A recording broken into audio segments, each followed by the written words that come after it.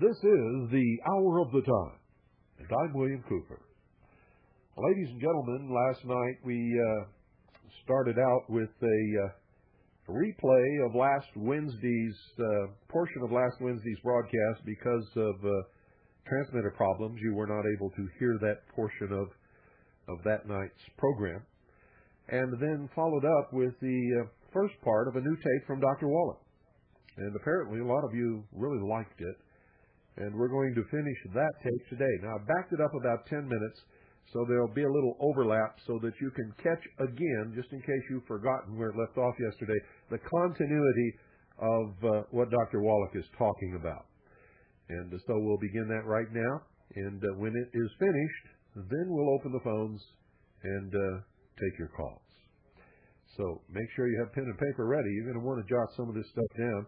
And listen. Throughout the broadcast, I will be giving out 2 telephone numbers for you to call if you would like to receive more information on Dr. Wallach and how his techniques and how his knowledge can benefit your own personal health, like it has mine. I got to tell you, I'm a new man after I've been taking his stuff for quite a while. It even brought back my black hair. I don't have that white on the sides of my head anymore, and that's nice. I even was given a pretty good compliment a couple of weeks ago. One of the women that I know told me that I really look young now. Now I can't see that, because I'm with me every day, but she hadn't seen me for a while, and that's what she said. But anyway, I feel healthier than I felt in years. My legs don't hurt anymore, and I've got the energy back that I was losing. And losing, heck, I'd lost it. I mean, I just didn't have any energy anymore. I used to stay up late at night, and I did my best work until the wee hours in the morning. All of a sudden, I was getting sleepy at 8 o'clock, and if I wasn't in bed by 9 or 10, then then wherever I was at, that's where I slept. But not anymore. So pay attention. I hope you learn. I hope that you take the steps that you need to take if you need to improve your health. And I hope it works as well for you as it has worked for me and for many other people.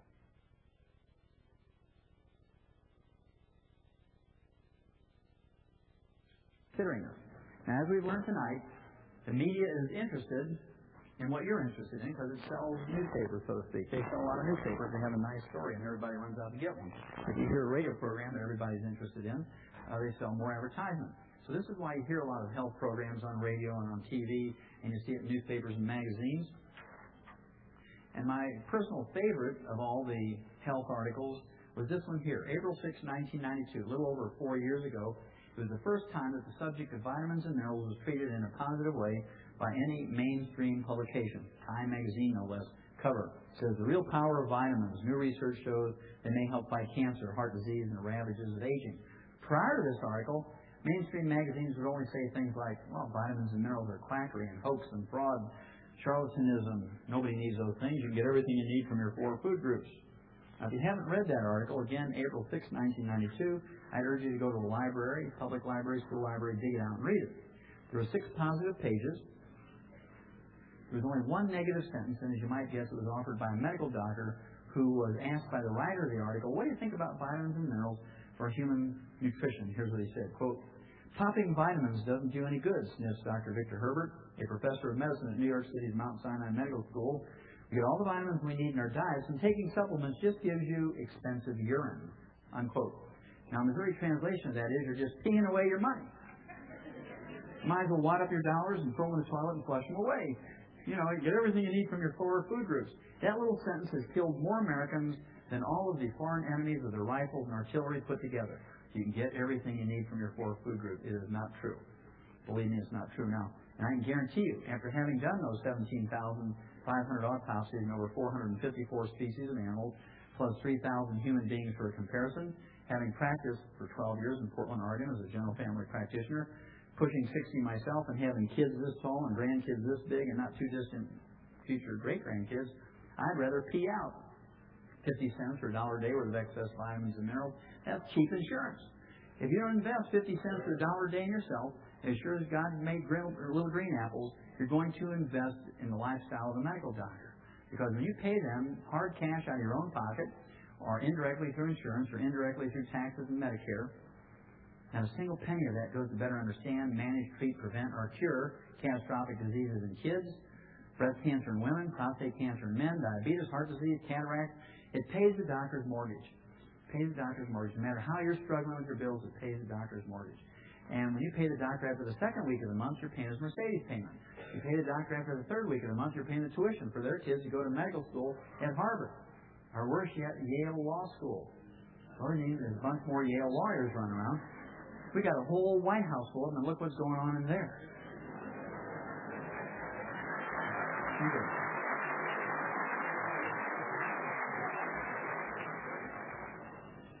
Well, we could get into that. I mean, that's why they call me the Rush Limbaugh of alternative health.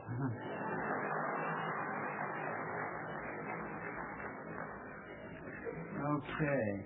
Now, one of the things that I used to do for my patients was send them a 2-cent photocopy of little articles they'd find in newspapers and nutritional journals and medical and veterinary journals, things that they could do themselves, nutritionally or with herbs or whatnot. And it got to be quite a thing. 250,000 people a month wanted these 2-cent photocopies, so I turned it into a magazine that comes out every couple of months. And I'm going to show you what I used to give my patients and what you too can get. Let's start out with cancer, the number 2 killer of adults in the United States. If you take nothing else home tonight but this piece of information, it was worth your coming. This little study was done by the National Cancer Institute. And they went to Henan Province, China, for 5 years. And they chose Henan Province, China, because it has the highest rate of cancer and cancer deaths in the whole world. They took 29,000 apparently healthy people, ranging in age from 40 to 69, and they divided them up into little groups and gave each group a different vitamin, different minerals, sometimes combinations of vitamins and minerals. And after 5 years, they untangled the study, and here's what they found. If you got a single nutrient, not much positive happened when it came to reducing the death rate from cancer. And not too surprising, vitamin C didn't do much by itself. Linus Pauling took 10,000 milligrams of vitamin C every day for 35 years, still died of cancer. Retinol or vitamin A didn't work. Zinc, riboflavin, the trace mineral molybdenum, niacin, none of these things worked as single nutrients. But one group showed significant benefit. They took 3 nutrients, double the American RDA, I mean a pitifully low dose, double the American RDA, 20 cents a day, beta-carotene, vitamin E, and the trace mineral selenium, and they showed a reduction in deaths from all causes by 9%. This included suicide and pneumonia and car wrecks and cancer and diabetes and heart disease and aneurysms and whatnot. Reduced deaths from all causes by 9%. They reduced all cancers, regardless of the type of cancer, by 13%.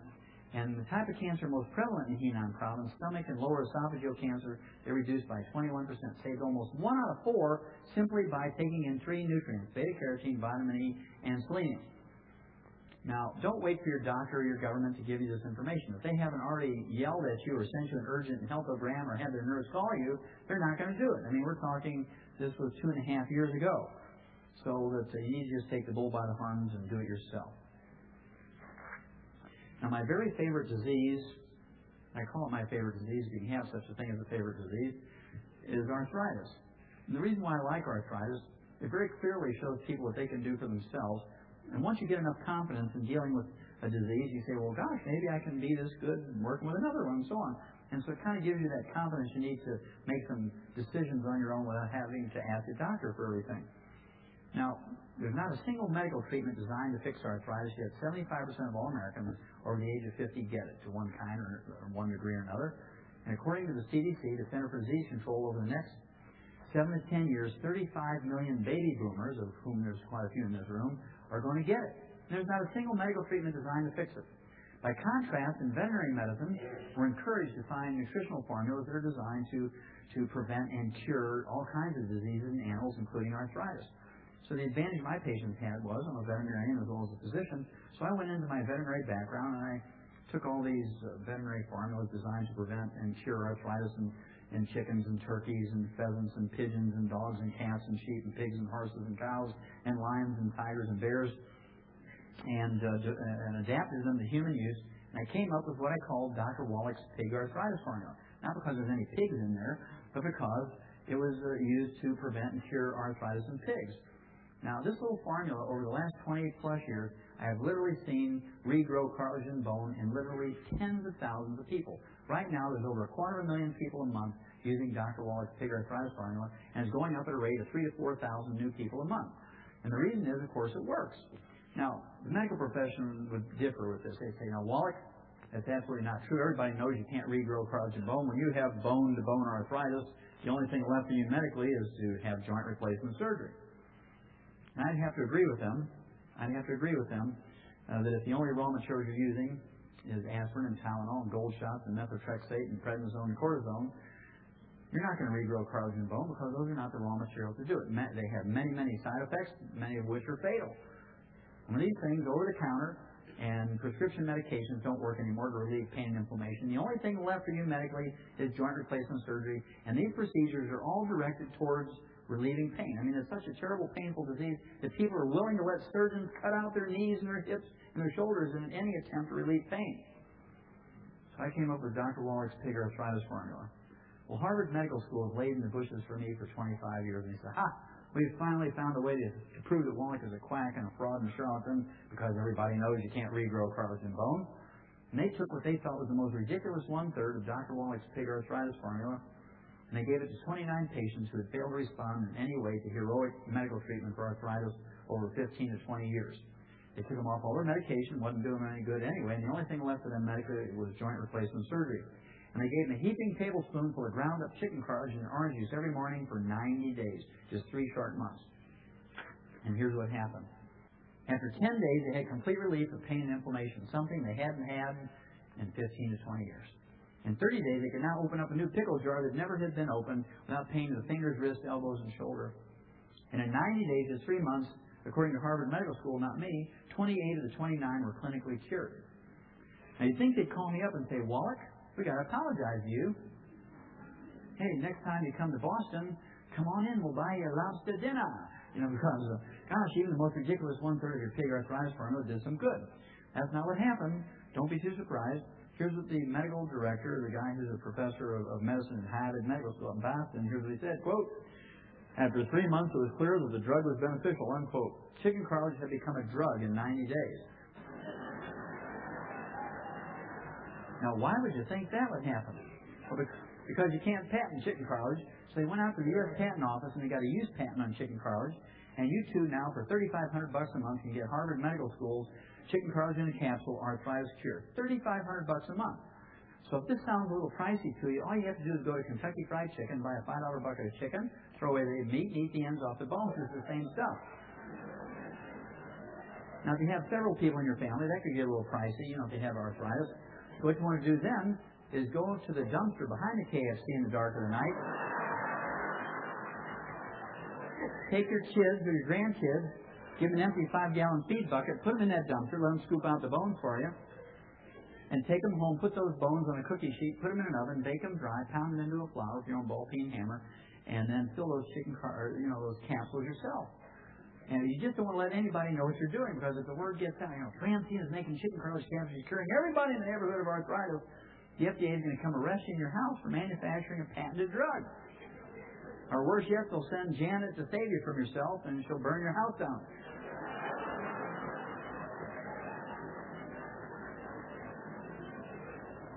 So if you want to avoid all these legal entanglements and you don't want to get all those gushy chicken bones all over your house, All you have to do is go to a good grocery store and get yourself some either Knox gelatin or Willamette Valley gelatin, unflavored and unsweetened. It's the same stuff. It's a chondroitin sulfate in there, which is the basic building block to rebuild cartilage and bone matrix, bone foundation. If your neck sounds like a bag full of gravel, you got low back problems, loose teeth, and all those kinds of things, I'm going to give Dr. Wallach's arthritis formula a try. I'll give you the full formula at the end.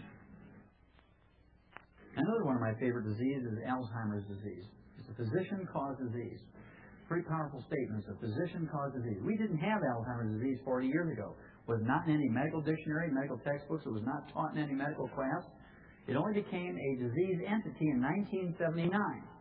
Today, according to Ralph Nader, it rivals cancer in cost, $300,000 per patient, and it's the number 4 killer of adults over the age of 65, behind cardiovascular disease, cancer, diabetes, then comes Alzheimer's disease. Now, we eliminated Alzheimer's disease from animals some 40 years ago. Can you imagine a dairy farmer with 400 head of cows out in the pasture with Alzheimer's disease? He's yelling at them, woo! And rattling the feed bucket, trying to get them up to get milk. And the cows are all out there scratching their heads saying, why do we want to go to the barn to get milk? And if we did, where's the barn? Because he kind of... So the farmer has to put fuel in the ATV and ride out there and herd them up, and the fuel cost goes up, labor cost goes up, so they have to raise the price of milk. Nobody's happy. So we eliminated Alzheimer's disease by eliminating vegetable oil, corn oil, and soy oil from the animal's diet and putting in large doses of vitamin E and selenium. Well, this is one of those 2-cent photocopies you should have gotten from your doctors 3.5 years ago, almost 4 years ago now. This is not from the National Enquirer. This is from the University of California, San Diego School of Medicine, a very reputable research institution. And it said vitamin E can ease memory loss in Alzheimer's patients. And I don't know how many of you saw that little article, and I'm waiting to get a copy of it so I can make another overhead. Just last week, from one of the English universities, and came out and said, yeah, people take in 800 units of vitamin E every day. The odds of them getting a heart attack or Alzheimer's disease is almost zero. Alzheimer's disease is an American disease. It does not occur in third world countries. It does not occur in Europe. It's an American disease. It's because all our doctors, well, I'll tell you in a minute. I'll prove it to you in a minute. This physician-caused disease. How many of you heard, whether you believe it or not, that vegetable oils are healthier for you than a terrible saturated animal fat? Whether you believe it or not, raise your hand if you've heard it. That's pretty good, about 50%. The other half of you are either asleep, lying, or have Alzheimer's, because I know you heard it.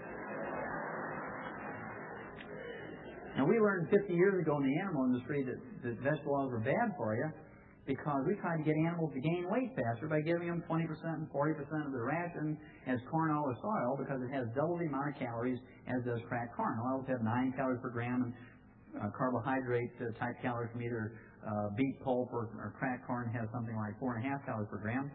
And sure enough, for the first couple of weeks that animals were on the oils, they gained weight many times faster than ones just getting carbohydrate calories.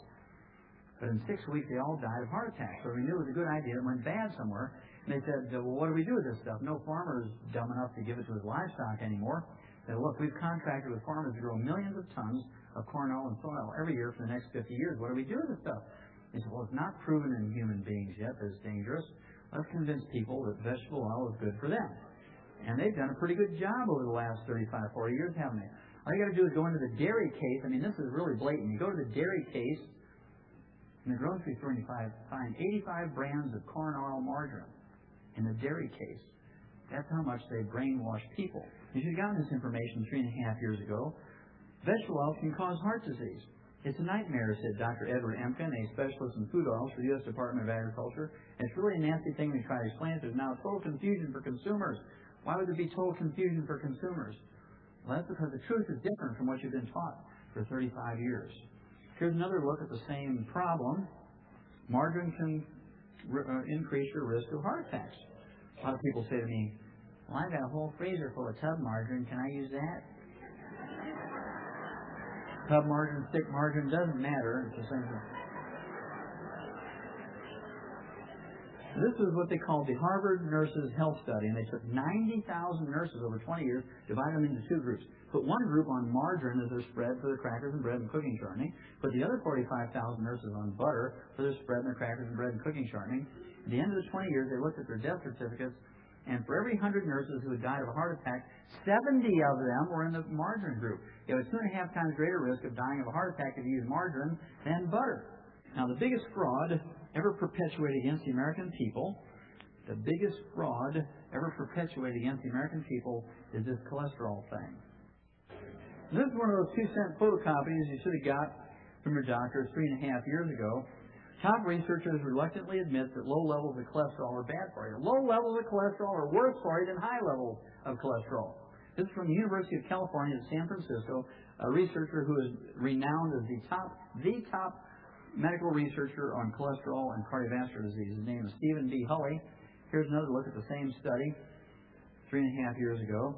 Here's what he said, quote, "What it comes down to is there's an extraordinary set of observations that have emerged this year because for the first time we have a large enough study to really see them." What he said there was, for 40 years we've been giving you caca. You know, stuff that's in baby diapers. And we didn't really know the truth about cholesterol, so we made stuff up. Just we thought it was good for us, so we made stuff up. But now after 20 years we finally have the truth. Now why on this God's green earth would anybody want to have a blood cholesterol below 180? Always because a doctor instructed you or ordered you to do it. Now, about 7 years ago, actually it was May 1st, 7 years ago, I began lecturing 300 nights out of each year, like this, all across the country. And in the beginning, the crowds were just 3 people. Then it was 20, and then 50, and then 100. And for the last 5 years, it's been hundreds. And the interest is growing, and people doing things for themselves. And my wife said, "Look, I'll support you out in the field if you want to do that for 7 to 10 years. But it's going to take a lot of toll on you, eating hotel food and having weird hours and driving all night to get from one place to another. What I want you to do, if you're going to do this, is to have yourself a hobby. And every time you feel yourself really getting so warped out that they're going to come after you with a butterfly net or straitjacket, study this hobby and get yourself calmed down before you get in front of an audience." I said, "Well, that's good advice. I'll do that." But after the hundreds of different things I looked at, I settled on collecting obituaries of medical doctors as my hobby. Now, the reason was, of course, it's a very useful piece of information. If doctors knew what they were talking about when it came to health and longevity, if you separate them out from the rest of the American population, they should be healthier and live longer than anybody else. And boy, was I surprised. I started out 100 years ago, June 15th, 1895, in JAMA, which is the premier medical journal in the world, actually, Journal of the American Medical Association. And they did a survey 100 years ago on deaths in American doctors. What they found out, the average lifespan of medical doctors 100 years ago was 54.6. 54.6. The average population in America, the average lifespan was 62. Now, they were in trouble then. 100 years later, January of 1993, I redid the study using obituaries from the Journal of the American Medical Association, just like they did originally. And guess what? The average lifespan for medical doctors today is 57.6. I gave them the benefit of the doubt and rounded it up to 58. The average lifespan for the average American is 75.5. He gained almost 20 years statistically by not going to medical school. So I brought you a few of my favorites so you can see what fun I'm having. And of course, all of these are physicians who have died of nutritional deficiency diseases. Stuart Cartwright, age 38, was a family practitioner. Good-looking kid. I'm sure he could have been a movie actor if he wanted to. I promise you he married the prom queen. And he probably had a Mercedes convertible in Southern California. Probably never repaid a student loan. All the things that medical students put on their list of wishes. And he dropped dead in his home from a ruptured coronary artery aneurysm. And the fascinating thing to me is this is something we learned in turkeys in the 50s, 1957, how to prevent in the early stages reverse aneurysms.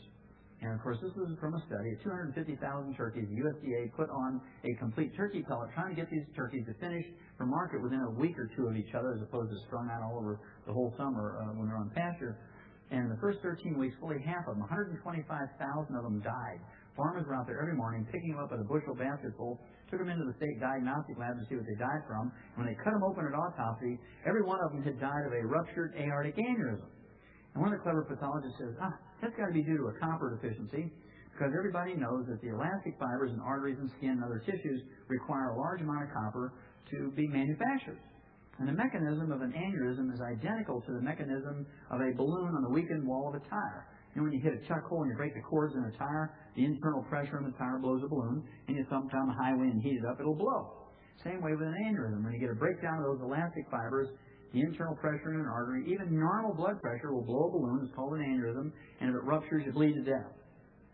So they got excited about this. They doubled the amount of copper in those pellets. The next year, they tried to raise 500,000 turkeys, and they did not lose a single one from a ruptured aneurysm. They went from a 50% loss to a 0% loss simply by adding a little copper. And they got all excited about this, and they started looking at copper-deficient diets and copper levels in human blood and tissues, and what they came up with was this. The very first symptom of copper deficiency in human beings is white, gray, or silver hair. I see a lot of copper deficiency in this room tonight.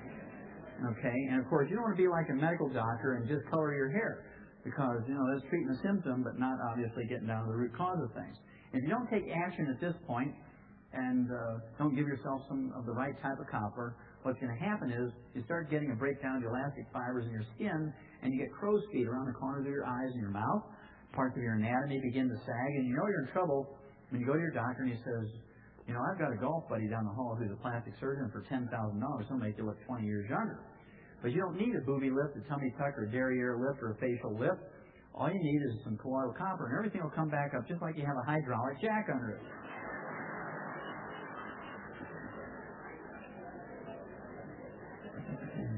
Now, if you don't take action at that point, you get a breakdown of the elastic fibers in the large veins of your legs, you get varicose veins.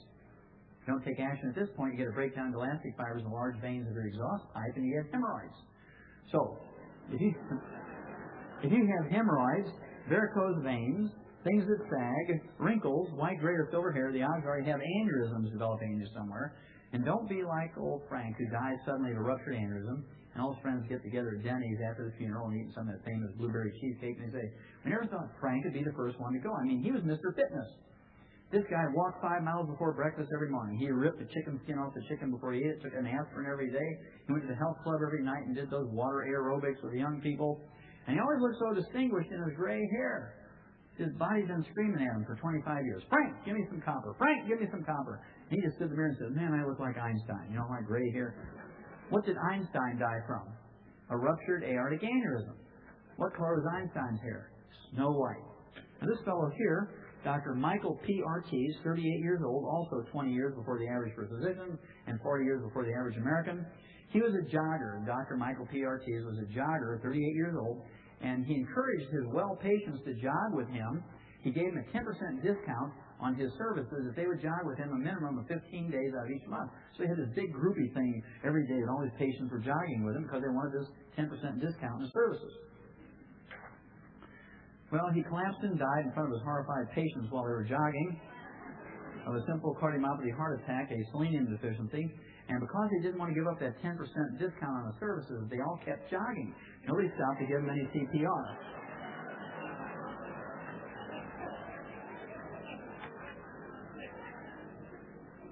Dr. Martin Carter, age 57, 1 year before the average for physicians and 20 years before the average American, was an expert according to the New York Times obituaries. This guy had every drop of medical education you could get in the whole world, but he didn't have expensive urine. He didn't have expensive urine, even though his mom and dad were proud of him.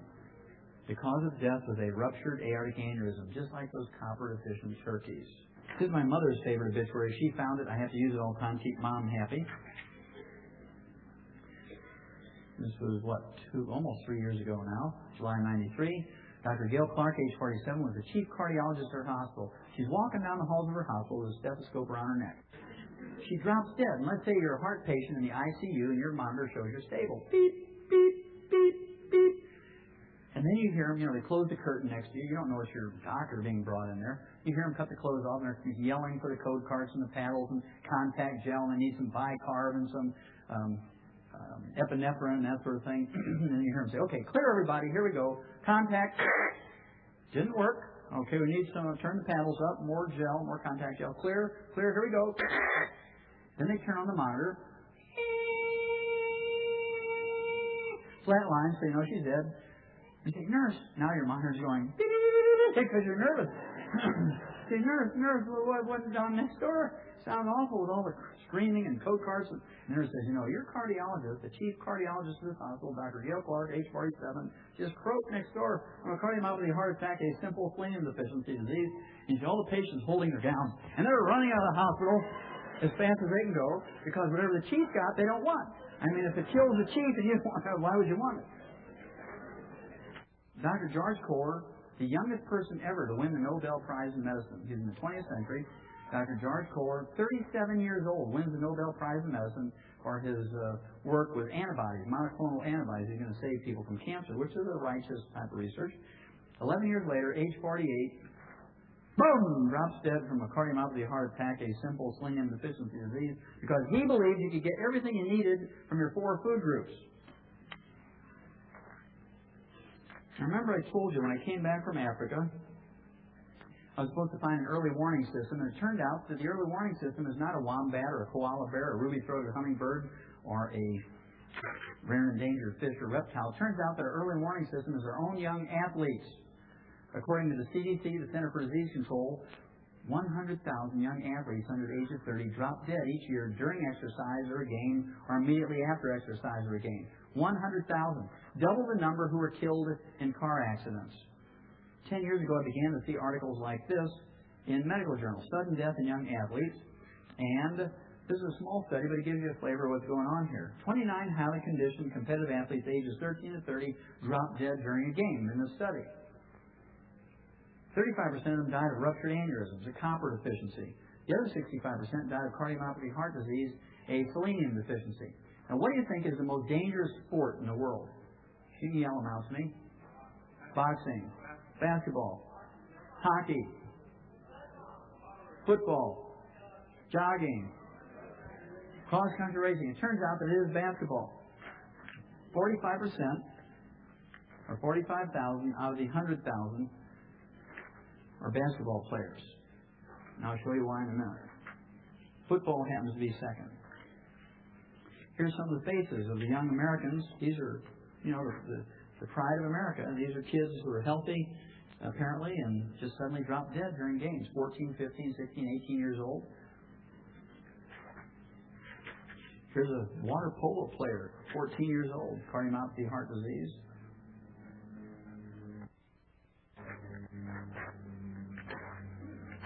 "15 years old, Stanley Hawkins, freshman in high school, just practicing basketball, drops over dead from a cardiomyopathy heart attack, selenium deficiency.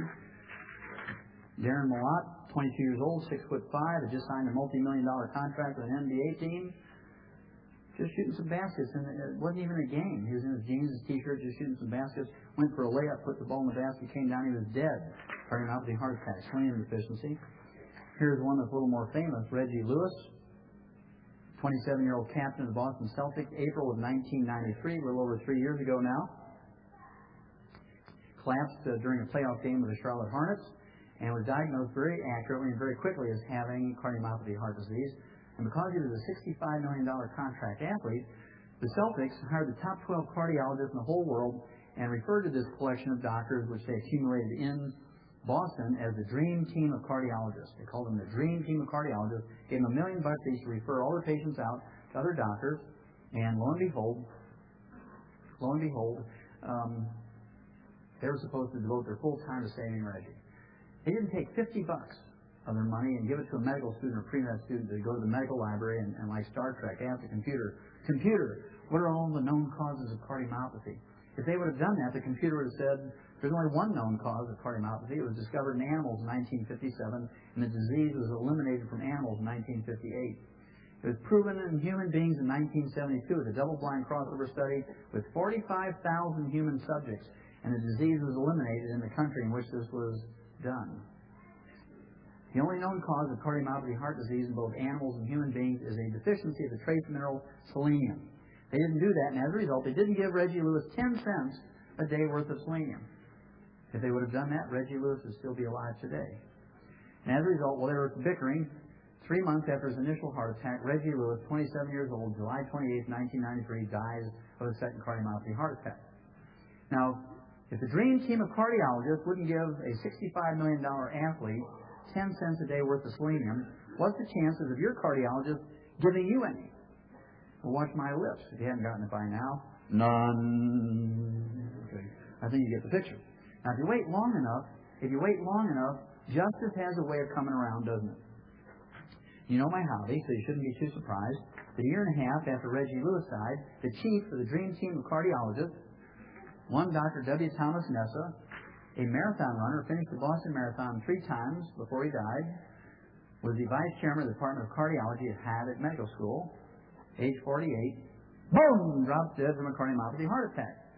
Dr. W. Thomas Nessa, a member of the dream team of cardiologists who treated the late Boston Celtics captain Reggie Lewis, died in his own home of the same thing. I mean, this guy had to be malignant dumb. Right? I mean, he didn't learn anything from a $65 million autopsy. November 1995, Sergei Grinkov, two-time gold medal winner of paired figure skating in 1988 and 1994 in the Olympic Games, was just tying his skates at Lake Placid, New York, getting ready to get into peak physical condition for his upcoming Olympics. Dropped over dead, age 28, from cardiomyopathy heart attack, just like Reggie Lewis, age 27. Here's one Matt LaChapa, backup pitcher, San Diego Padres, 20 years old. Collapsed and died from cardiomyopathy heart attack. Here's a good story. Evander Holyfield was banned almost 3 years ago now from boxing because he developed cardiomyopathy heart disease. Not the sudden type that kills you instantly, but slow wasting of the heart muscle, kind of a muscular dystrophy of the heart muscle. He was banned from boxing because he couldn't pass the physical anymore. About 7 months into his retirement, I ran into one of his physicians in a seminar like this in Atlanta. We talked about the relationship between selenium deficiency and cardiomyopathy heart disease, and he began to give Evander Holyfield some selenium. 10 months later, his electrocardiogram goes to normal, and he passes the physical to the boxing commission, something that never happens. People with cardiomyopathy heart disease never go back to normal. But then all they get is pacemakers and heart transplants. So at any rate, he passes the physical. He boxes about a year ago, wins his first fight back in the ring. 3 months later, he passes the physical again, loses the fight. But then about, 6 to 8 weeks ago, passes the physical again. 4 weeks ago, he fought again and won the fight. And he's going strong now, simply because he took some minerals here, selenium. If you get into this situation, don't let your doctor tell you only have two choices, either Kevorkian or the heart transplant.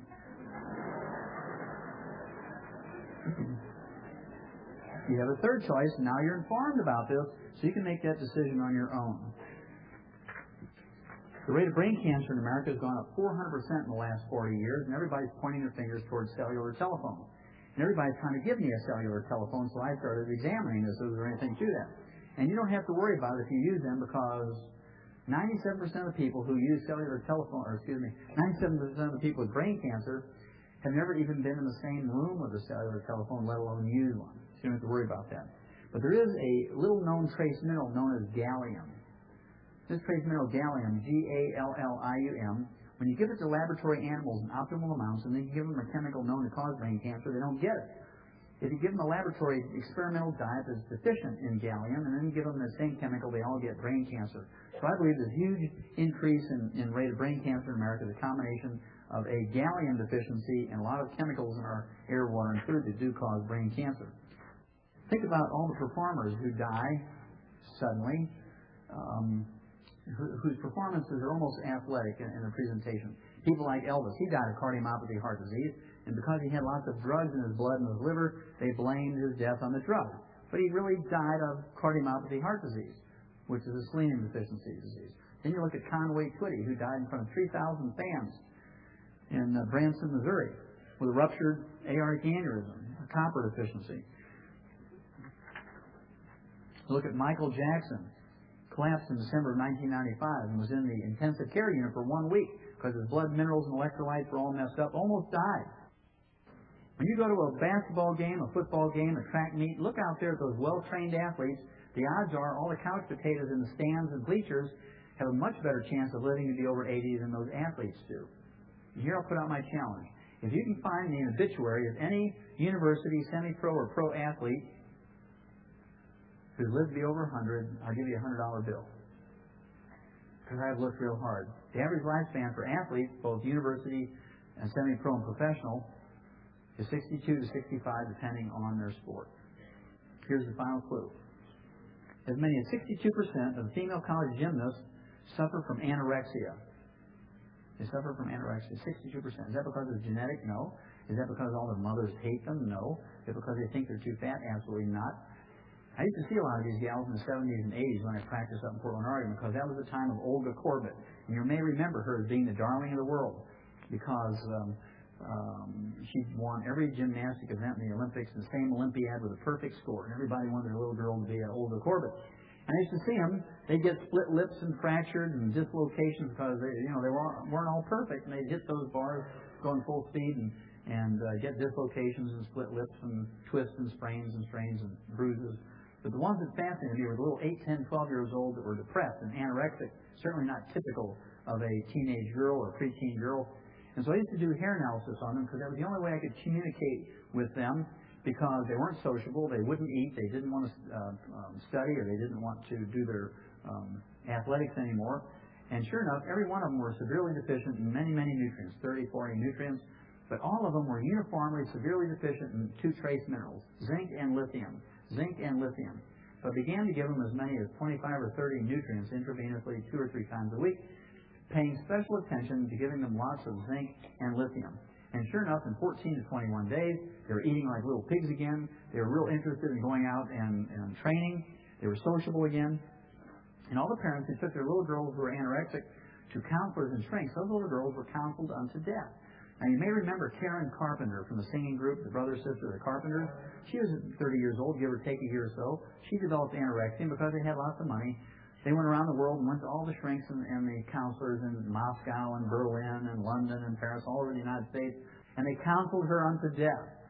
Because you cannot counsel somebody well who has a terminal zinc deficiency. You have to give them some zinc.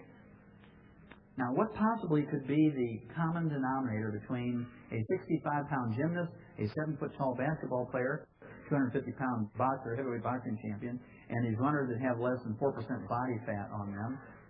What could possibly be the common denominator? They all sweat. And when you sweat out all 60 essential nutrients, all 60 essential minerals. You don't just sweat out potassium and Gatorade. You sweat out all 60 essential minerals. And when you sweat out all of your selenium and don't replace it by supplementation, on the average, you're going to get a cardiomyopathy heart attack. You sweat out all of your copper and don't replace it by supplementation, you're going to get an aneurysm. You sweat out all of your chromium and vanadium, you're going to get diabetes. You sweat out all of your gallium and don't replace it, you're going to get a brain cancer. If you're a teenage girl and you sweat out all of your zinc and your lithium, you're going to get anorexia. Get the picture? Now, the reason why athletes are early warning system, as a rule, they sweat out more in 20 to 30 years than a couch potato does in 80 years. They've compressed a whole lifetime of sweating into 20 years. That's why they're early warning system. Now, you don't have to be an athlete to sweat, though. Let's say you're a postmenopausal woman and you have night sweats. Let's say you're a welder, a farmer, a carpenter. Let's say you work in the oven room of a Pizza Hut. Any place that you sweat. Even if you work in an office situation where you have an air-conditioned office and you just use a keyboard and you never get one bead of sweat on you. I mean, you can go a whole week wearing the same clothes. Nobody will know, right? But then you go out every night and you do aerobics or you jog and you sweat then. So it doesn't matter why you sweat, whether it's for recreation or at work. If you don't replace those minerals, you're in line, you're putting yourself at high risk of developing a lot of these degenerative diseases, many of which are debilitating and certainly many of which are fatal. What's the very first symptom of mineral deficiencies in animals and people? It's called pica and cribbing. Farmers know about this. When they see an animal chewing on the hitching post, and these are a couple of Amish horses up in Lancaster County, Pennsylvania, when they see them chewing on the hitching post, the fence rails, things like shovel handles, the half doors in the barn, the door jambs in the barn. A good farmer recognizes this as an animal that's in trouble. They are minerally deficient. How many of you either are or know of a chocoholic? Raise your hand. Yeah, that's the munchies. That's pica and cribbing. That's a mineral deficiency. It's the only thing that will cause that. How many of you know of a Coca-holic or a Pepsi-holic? Raise your hand. Yeah. A day without 12 Pepsis, I can't function. Okay, these are minerally deficient people, and that's one of the reasons why we have a weight challenge in America, because people have been taught to put calories in their mouth instead of minerals. There's no calories in minerals. Next time you have these terrible cravings, instead of putting chips and dips and chocolate and donuts in your mouth, try some minerals. You'll not only lose weight, but you'll feel better and live longer.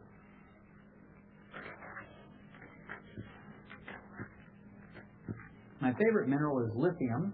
The reason why I like lithium is shrinks think it's a drug that only they can prescribe, where in fact it's one of those 60 essential minerals that everybody needs every day. And like all essential nutrients, if it's missing for 6 months, 9 months, 12 months, a year or so, you get on the average 10 deficiency diseases, which include depression, manic depression, bipolar disease, suicidal behavior, violent behavior, spouse abuse, child abuse, domestic violence, drug addictions, alcohol addictions.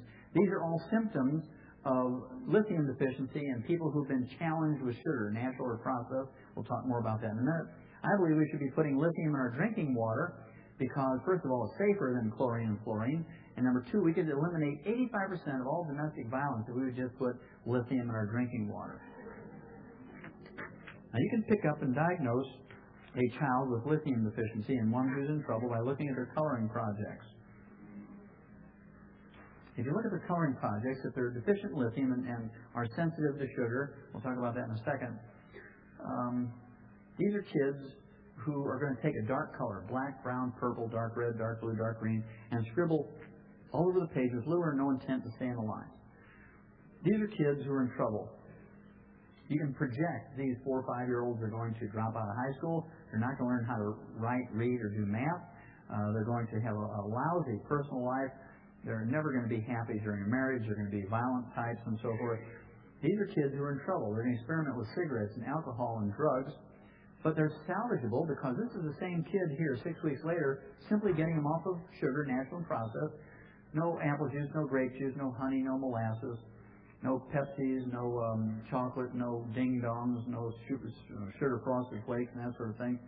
And supplemented them, this kid, with lithium, chromium, and vanadium. Look at the heels and the boots. And the boots, the glove, the uniform sleeve, the glove, the border on the foot, and the border on the hat and so forth, all in the lines, the tail and so on, and with more appropriate colors. You can save these kids if you just pay attention. If not, they don't just have an art aptitude, they're in trouble.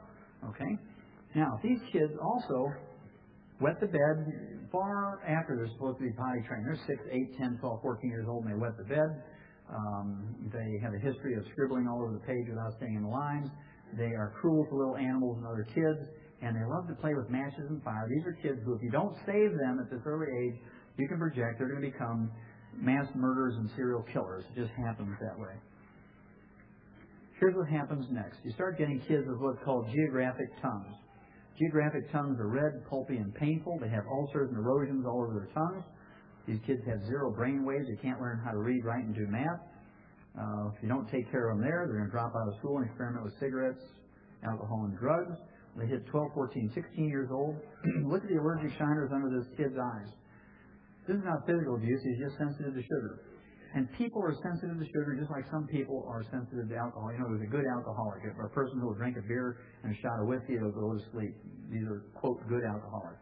There's people who drink a beer, maybe have a shot of whiskey, and they get boisterous and obnoxious, and they start singing loud songs and being loud, and they think jokes are funny that aren't funny. And then you get people who drink, and they just get mean and become downright dangerous to themselves and everybody else. The same thing is true with sugar. There's some people who take in sugar, and they get low blood sugar, and they just go to sleep. Some people who take in sugar, they get rowdy and attention deficit disorder, ADHD, hyperactivity, learning disabilities, and they get kind of obnoxious. And then there are people who take in sugar and they become serial killers and they get violent. And so people are sensitive to sugar just like they are to alcohol. And you get them off of sugar, natural and processed, and supplement them with lithium, chromium, and vanadium. You can save them and everybody around them. Here's a 20-year-old. You don't need to be a clinical psychologist to see that he's depressed. Look at the allergic shiners under his eyes. And these are the type of kids who live on Pepsis and ding-dongs their whole life. They're quiet. They stay in their rooms with their headsets and they listen to their music, or they might play on the keyboards of their computers. And then one day, when grandma gives them an irritation of about a 0.1 on the scale of 1 to 10, you got to do the dishes before I give you the car keys. They'll walk into the kitchen, pick up the cleaver, and smack grandma's head off. They'll respond with a 10, right? And they're just irritated, 0.1. Now, this is all too common. Right now, experts say that 30% of all American teenagers are going to appear in juvenile court in 1996. 1/3 of all American teenagers. At any rate, it's a terrible tragedy. These things do go on all the time. And back, I guess it was the third week in January of this year, 1996, I was up in Moses Lake, Washington on a Monday night, actually giving a seminar like this. And when we got to this point, guys in the front row said, "Doc, you don't have to talk about teen violence in Moses Lake. I mean, there's more people in this National Guard Armory than there is in the whole town. And we only have a couple hundred teenagers, and they all know each other by first name. It's kind of like a big family. And they didn't believe they had any teen problems in Moses Lake. Well, that was Monday night. Friday at 2 in the afternoon, an honor student in junior high school walks in with a deer rifle, blows away the math teacher and 2 of his fellow students. Now, this kid was not on drugs. He was not a member of any gang. There's no drugs and gangs in Moses Lake, Washington. You know the answer to why this happened. I'm going to bring it out of you. What time of the year is there more domestic violence, depression, and suicide than any other time of year? Christmas, holidays. A week before Christmas, the time between Christmas and New Year's, from New Year's until now, Super Bowl Day. In fact, Super Bowl Day has the largest number of violent incidents than any other day of the year, Super Bowl Day. What happens during these holidays that happens more than any other time of year? Sugar. I've heard people say it, sugar. You get more cake, more pie, more candy, more cookies, more punch, more colas and drinks of various kinds than you get any other time of year. It's not just on Sunday afternoon. I mean, we're talking 4 times a day. In school, after school, in the evening, 4 times or 10 times on the weekend because it's party time during the holidays. And as a result, the people who are sensitive to sugar and are going to get violent, are depressed, come out during this time, especially if they're deficient in lithium, chromium, and vanadium. Attention deficit disorder. Another one of those physician-caused diseases because physicians say sugar is okay. It's better to have Ritalin than sugar. You can have both. You know, if you're good, you can have sugar and Ritalin. Well, if you take someone who has ADD or ADHD, attention deficit disorder or attention deficit hyperactivity disorder, regardless of age, whether they're 2 or 6 or 8 or 15 or 25 or 40, and take them off of all sugar, natural and processed, and supplement them with all 90 nutrients, paying special attention to make sure that they get lithium, chromium, and vanadium, 98%, I can't use the cure word, but 98% will get 100% better. Now, the whole family has to do the same thing. You can't be guzzling Cokes and eating donuts and expect a 6-year-old or an 18-year-old to give it up. The whole family has to change and eat the same way for the benefit not only of that child, but for the whole family, because if something goes wrong, the whole family is in trouble. Now, this little gal here, 300 years ago, would have been a vampire or a werewolf, and her own villagers would have burned her to death at the stake. Maybe the village elders would have killed her by driving a wooden stake through her heart. You may remember her as Susan Smith, the mother who drowned her 2 sons from Union, South Carolina.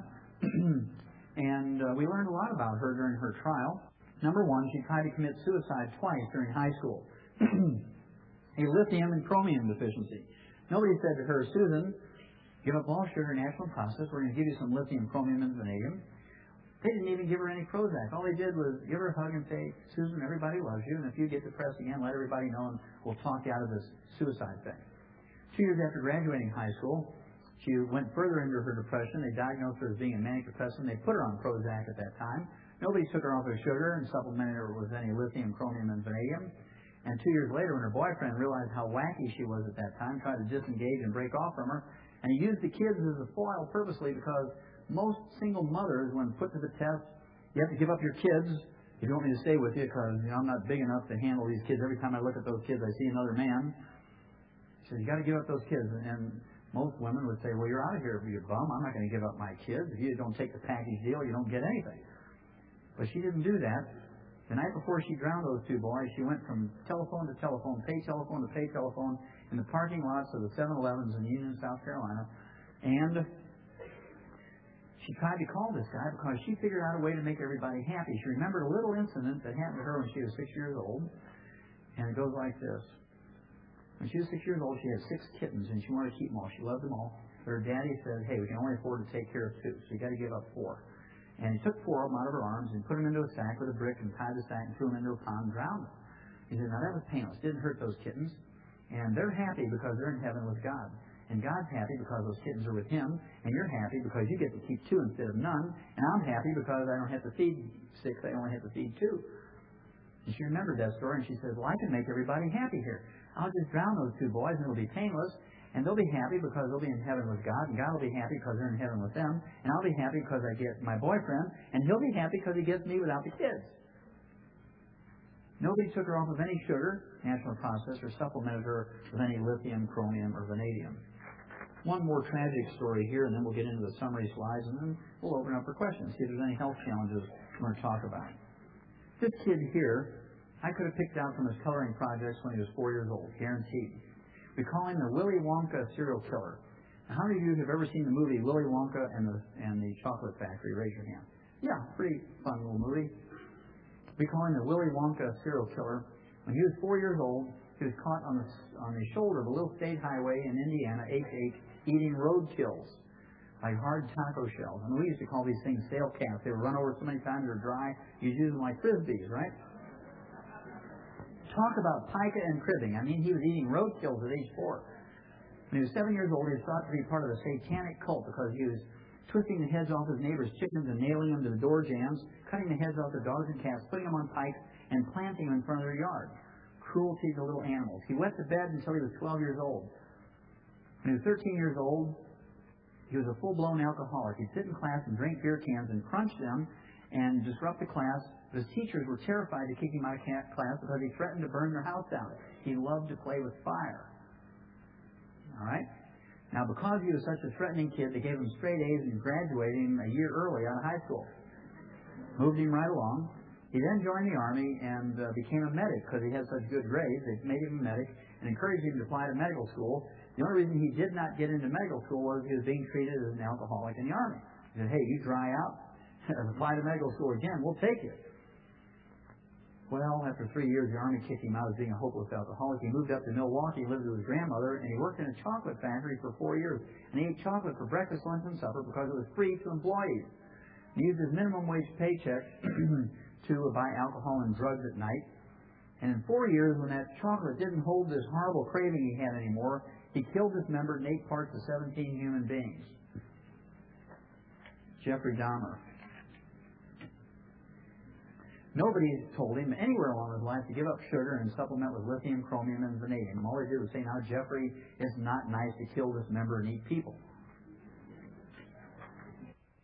We require 90 essential nutrients, 16 minerals, 60 minerals, 16 vitamins, 12 essential amino acids, and 3 essential fatty acids.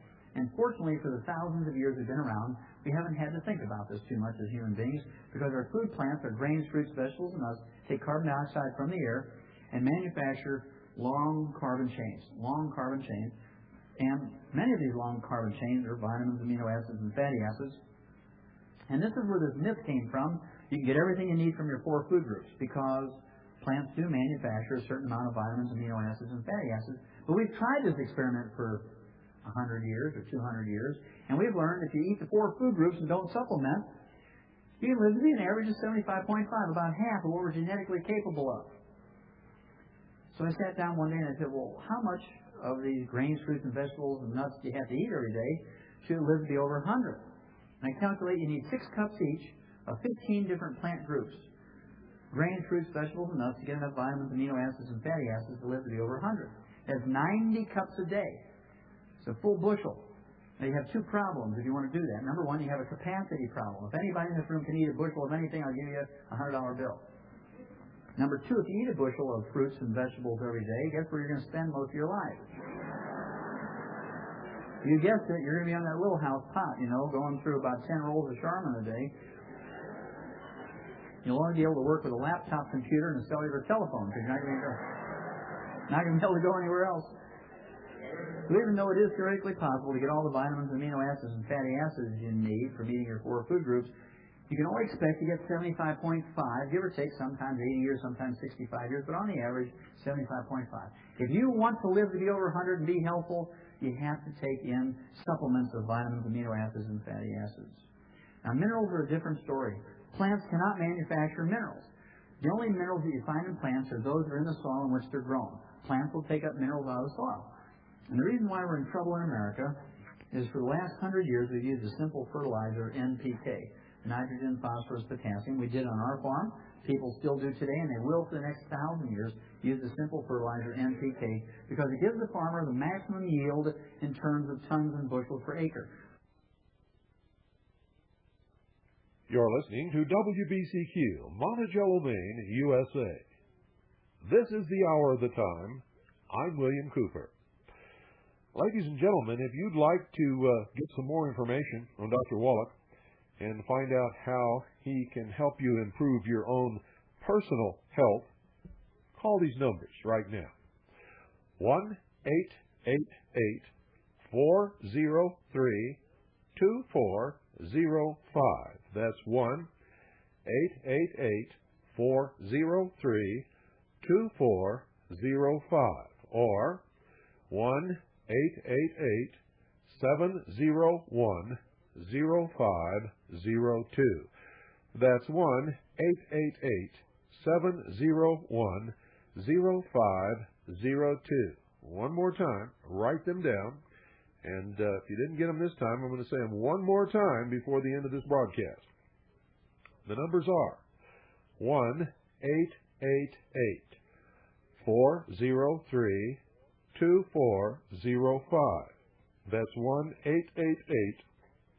1-888-403-2405 or 1-888-701-0502. That's 1-888-701-0502. For those of you who are not aware, an 888 number is a toll-free call. These are toll-free calls. So call now and get yourself started back on the road to good health.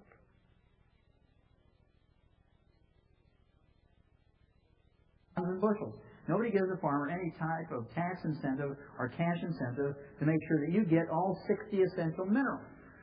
It's your responsibility. Farmers only generate tons and bushels per acre. That's what they do, and they do a very good job. We know that it only takes 5 to 10 years to deplete the nutritional minerals out of our farm soils. And we've been using NPK for 100 years. So, you don't have to be a rocket scientist to figure out that there's a deficit there. U.S. Senate Document 264 says there's no longer any nutritional minerals left in our farm and range soils. And as a result, the crops that are grown there are minerally deficient. As a result, the animals and people who eat these minerally deficient crops get mineral deficiency diseases. And the only way to prevent and cure them is with mineral supplementation, as U.S. Senate Document 264.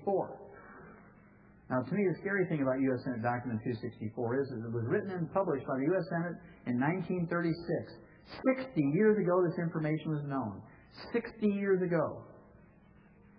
This is not yesterday's news. It's 60 years old. This is the time at which we began to put vitamins and minerals and trace minerals into animal feeds to make up the deficit. Unfortunately for human beings, we got wonder drugs at the same time. We got sulfa drugs in 1936. We got penicillin in 38, cortisone in 42, and everybody was led to believe if we give medical research enough money and enough time, they'll find a wonder drug to fix everything. You just need to eat your 4 food groups and run around willy-nilly and everything will be all right. One of the studies that fascinated me in Rio in 1992 at the Earth Summit was this study here, where they compared the amount of minerals in our farm and range soils compared to what was in there 100 years ago. African farm soils are 74% depleted. Asian farm soils are 76% depleted. European farm soils are 72% depleted. South America is 76%. The United States and Canada, North America is 85% depleted. We're 10 to 15% worse off than anybody else. And of course, the per acre, and all we put back in the soil was NPK. And then there were 16 years of the Russian wheat deals. And all we put back in the soil was NPK. That's why our soils are depleted. Now, if I haven't gotten your attention yet, I want to show you this map. This is an overlay map of the continental United States. The black areas have absolutely no selenium in it. And the dark gray areas is so irregular that you wouldn't want to bet your life on what may or may not be in there. So if you go to a farmer's market on the weekend or you have your own garden, what's the chances of you having enough selenium in your food to live to be 100 without supplementation? 0. Every farmer knows about this and they put it in their animal feeds. Do you think animals just need it and not people? Okay. Let's look at 2 minerals before we wind it up. Let's look at calcium, the number 1 mineral in the body. Your body contains more calcium than any other mineral. 147 different diseases if you're deficient in calcium. I'm just going to go over the top 10 with you. Osteoporosis, everybody knows about that. Today, it's the number 10 killer of adults over the age of 65. Remember, 75% don't live 90 days. You get complications from those fractures. It's a horrible disease in terms of human misery and dollars spent. $35,000 to have a hip replaced. Get them both replaced is $70,000. If that's uncomplicated. If it's complicated and have all kinds of problems, it might be $100,000, $200,000. Now, as terrible disease as osteoporosis is in human beings, we don't have osteoporosis in animals. That's because farmers have a lot of common sense. Let's say a farmer out here has 100 head of cattle on his pasture and no calves this year, calls the vet out and says, "Hey, Doc, I'm in trouble. I haven't had any calves this year, can't repay the operating loan. I've lost a lot of money." He says, "Well, I get rid of this herd," and the vet will come out and examine the cows. He says, "No, the cows are all okay, but that bull up in that shed up there has osteoporosis of both hips, had so much pain, couldn't breed the cows. That's why I don't have any calves." He says, as a result, he said, "What I want you to do is give me $70,000. I give that bull 2 new hips, and next year you'll have some calves." Now, a farmer being very practical would say, "Now stand over here, Doc," and he whips out his deer rifle and boom, blows away the bull. And while the kids are cutting the bull up into hamburger and roast and steaks, the farmer said, "Now, Doc, for $70,000, I can get a new bull every year for 70 years. I wasn't going to spend that kind of money on that old bull. But every once in a while, we get one we'd like to keep because he throws good calves. Can we prevent this osteoporosis thing?" And they'll say, "Well, sure. If you want to prevent it, all you got to do is take 10 cents every day in the pellets worth of calcium, 10 cents worth of calcium every day in the pellets of those calves when you wean them off the cow, and you won't get osteoporosis." And the farmer says, "No, wait a minute. We can prevent a $70,000 to $100,000 vet bill simply with 10 cents a day worth of calcium." He says, "Yep." The farmer says, "Well, since I don't have Blue Cross, Blue Shield, major medical hospitalization, Medicare, Medicaid, or Hillary to watch out for those cows, I got to pay for this out of my own pocket." He says, "I'm going to do the 10 cent a day calcium thing. That's why we don't have osteoporosis in animals." Receding gums. Dentists and dental hygienists will tell you to floss and brush after every meal. If you believe that receding gums can be prevented or cured by flossing and brushing, I have some oceanfront property in Idaho I'd like to sell you, because you're an easy sell. Now, as a veterinarian, I've literally seen hundreds of thousands of animals. Rats, mice, rabbits, dogs, cats, sheep, pigs, horses, cows, lions and tigers and bears. And they don't floss and they don't get receding gums. Now, they do get funky breath because they don't floss, but they don't get receding gums. Now, the reason why we don't get receding gums in animals is because we've dealt with the osteoporosis thing. If you have receding gums, regardless of your age, whether you're 12, 15, 20, 25, 30, 40, 50, 60, 70, 80, it doesn't matter. If you have receding gums, loose teeth, gingivitis, pyorrhea, periodontitis, bridges or plates, you have osteoporosis of the face or jaw bones. You see this 20 to 50 years before you can recognize osteoporosis in the large bones of your arms, legs, hips, pelvis, and vertebrae. So if you have any of these problems, you have osteoporosis of the face and jaw bones. Arthritis. 85% of all arthritis is wear and tear arthritis. 85% of all arthritis is wear and tear arthritis. Osteoarthritis, degenerative arthritis, ankylosing spondylitis. And of course, this is the type of arthritis that can be prevented, and you might get 100% better if you use Dr. Wallach's pig arthritis formula, which is made up out of a liquid multiple,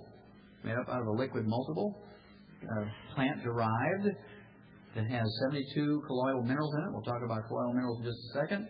And a liquid multiple, and the gelatin we talked about, either Knox or Willamette Valley gelatin, either a half ounce or the 12 capsules, and 5 ounces of the calcium-enriched Minute Maid orange juice. All that together makes up Dr. Wallach's pig arthritis formula, and taken faithfully twice a day, you have every honest expectation of getting significantly better, or maybe even 100% better.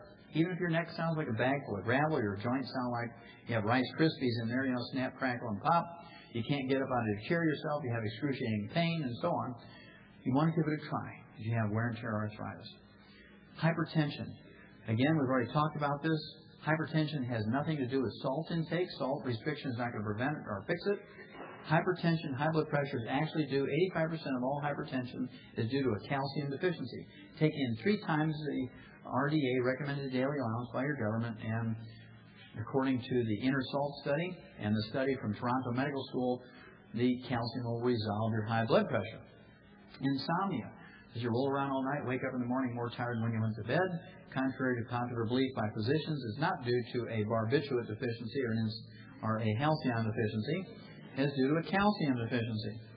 Kidney stones, bone spurs, heel spurs, and calcium deposits. The medical profession has the malignant, dumb belief that these things are due to too much calcium in your diet. And the first advice they give you when you have any of these problems, give up all dairy, and for God's sake, don't take any supplements with calcium in it. When in fact, when you get kidney stones, bone spurs, heel spurs, and calcium deposits, you have raging osteoporosis. It's your own calcium being moved around. You need more calcium, more magnesium, not less. I want you to be honest with me. How many of you ever had a foot cramp, toe cramp, leg cramp, eyelid twitch, or anything like that in your life? Raise your hand. Yeah, that's the first symptom of a calcium deficiency. If you're honest, you'll fess up to that. Myself, when I was a kid, when I was a teenager, my eyelids used to twitch so violently you could hear them click. And I used to look into the mirror and say, do people see that, or is that my imagination?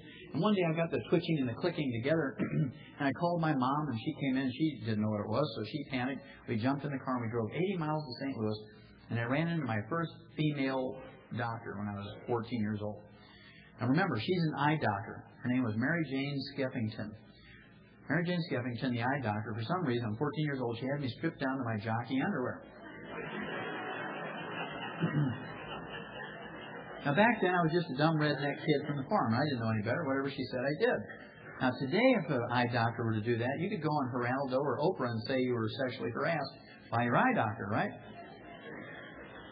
But at any rate, she kept looking in my eye with this ophthalmoscope for an hour, and then go see another patient. She'd look in my eye with an ophthalmoscope, see another patient. He went on and on and on for 2 hours, and finally said, Doc, listen, I played junior varsity football. I'm the captain of the wrestling team.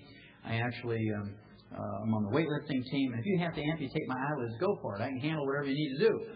So she goes into her office, she comes back, she has a little Maybelline mascara eyelash brush and a little mirror in one of those little plastic boxes, and I said, what's that for? She says, well, the structure of your eye seems to be okay, but you have these real long eyelashes, they've grown forward, hit your eyeglasses, they've curled back, and are tickling your eyeball, and that's what's causing your eyelids to twitch. I said, you're kidding me. She says, no, that appears to be what it is. And I said, well, what do we do about it? She says, well, what I want you to do is every hour I want you to alternate eyes, take 15 minutes in each hour and work and retrain those eyelashes. And she starts demonstrating to me. She said, you got to do it like this. I said, no, wait a minute. Let's get this straight. You want me to sit on the football bench with 25 guys weighing over 200 pounds. This is in 1950, right? And you want me to sit there with a Maybelline mascara eyelash brush and play with my eyelashes.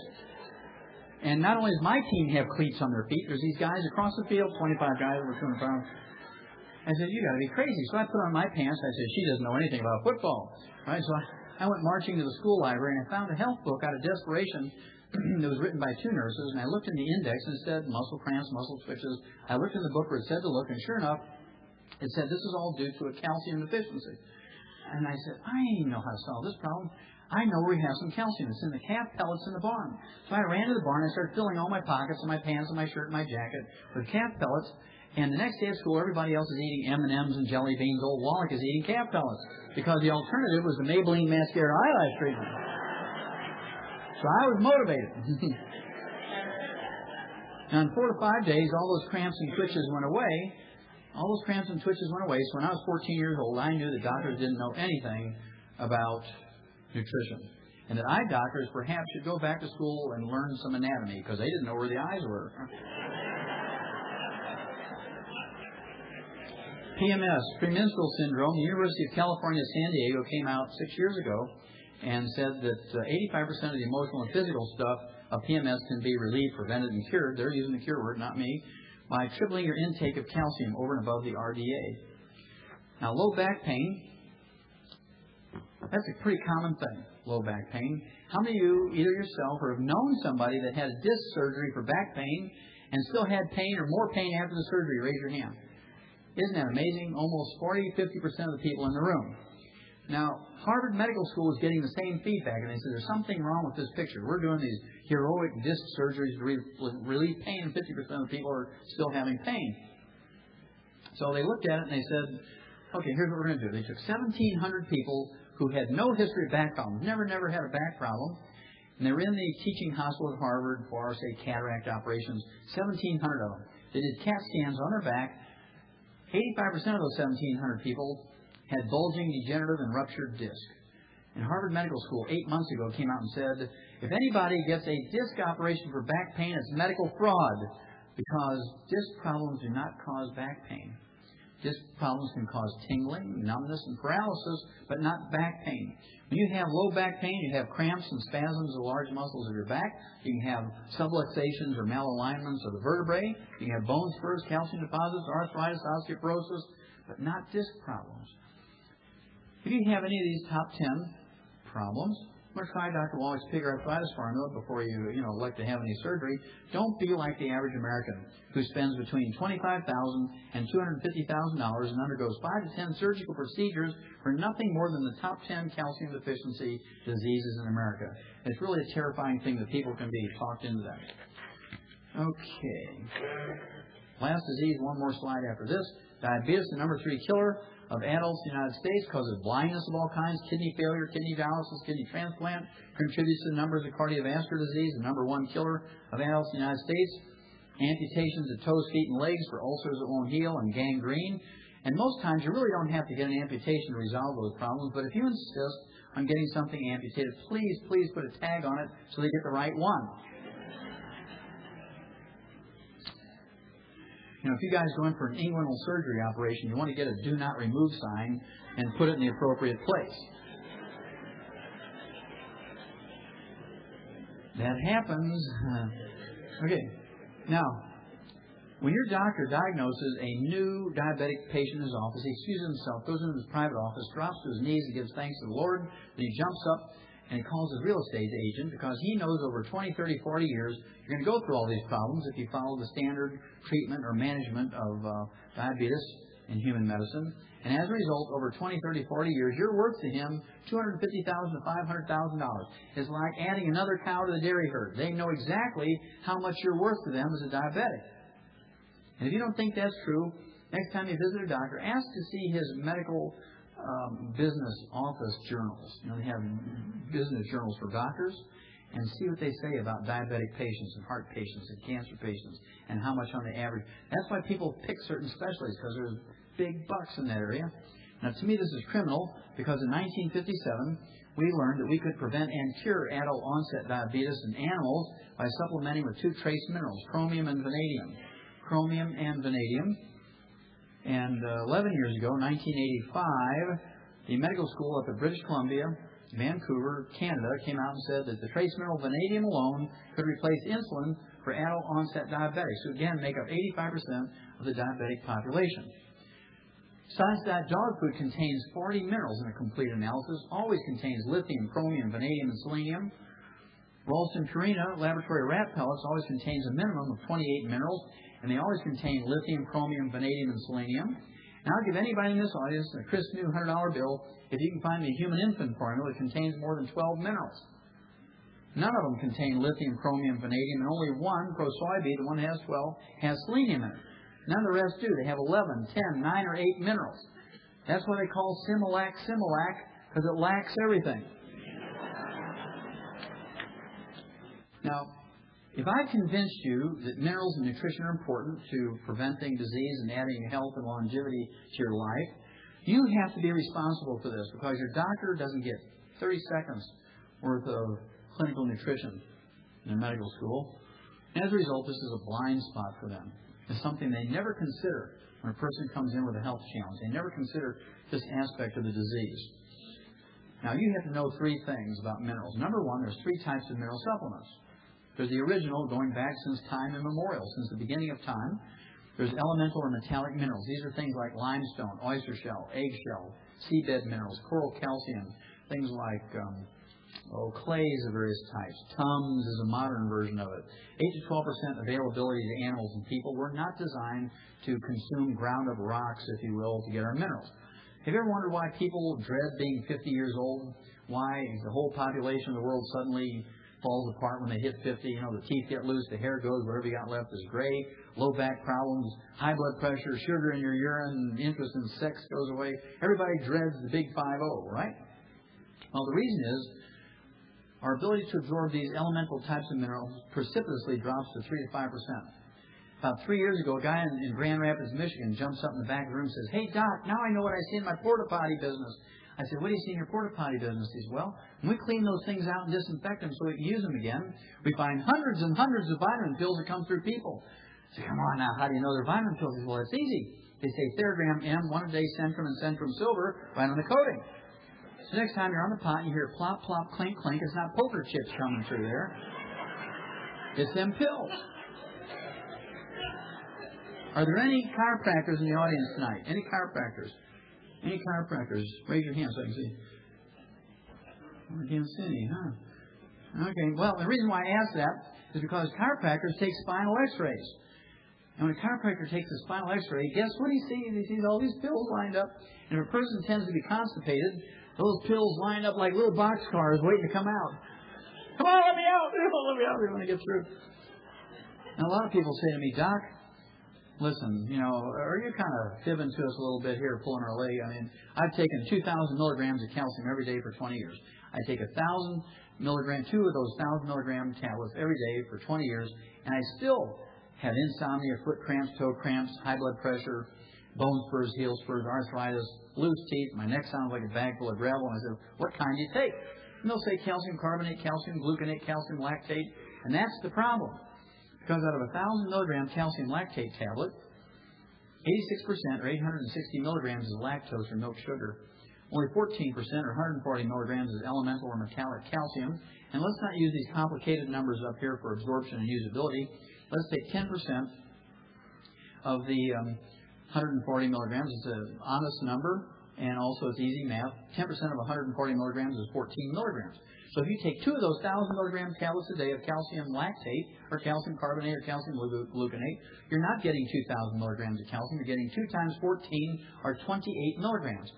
To get enough calcium, to get 2,000 milligrams of usable calcium from a calcium lactate 1,000 milligram tablet, you have to take 30 of those with each meal.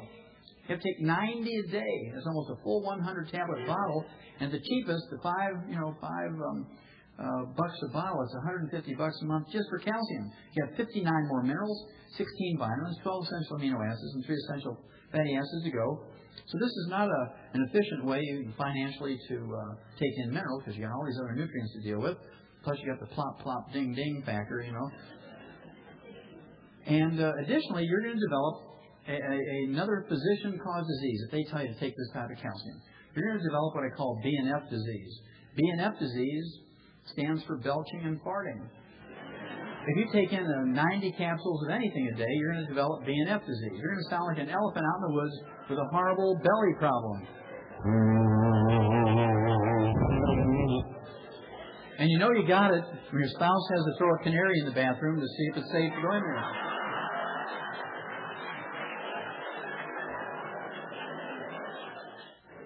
Now, during the 60s, the animal industry came up with chelated minerals because no farmer is dumb enough to put $1 in an animal's mouth and have 99 cents come out in the manure.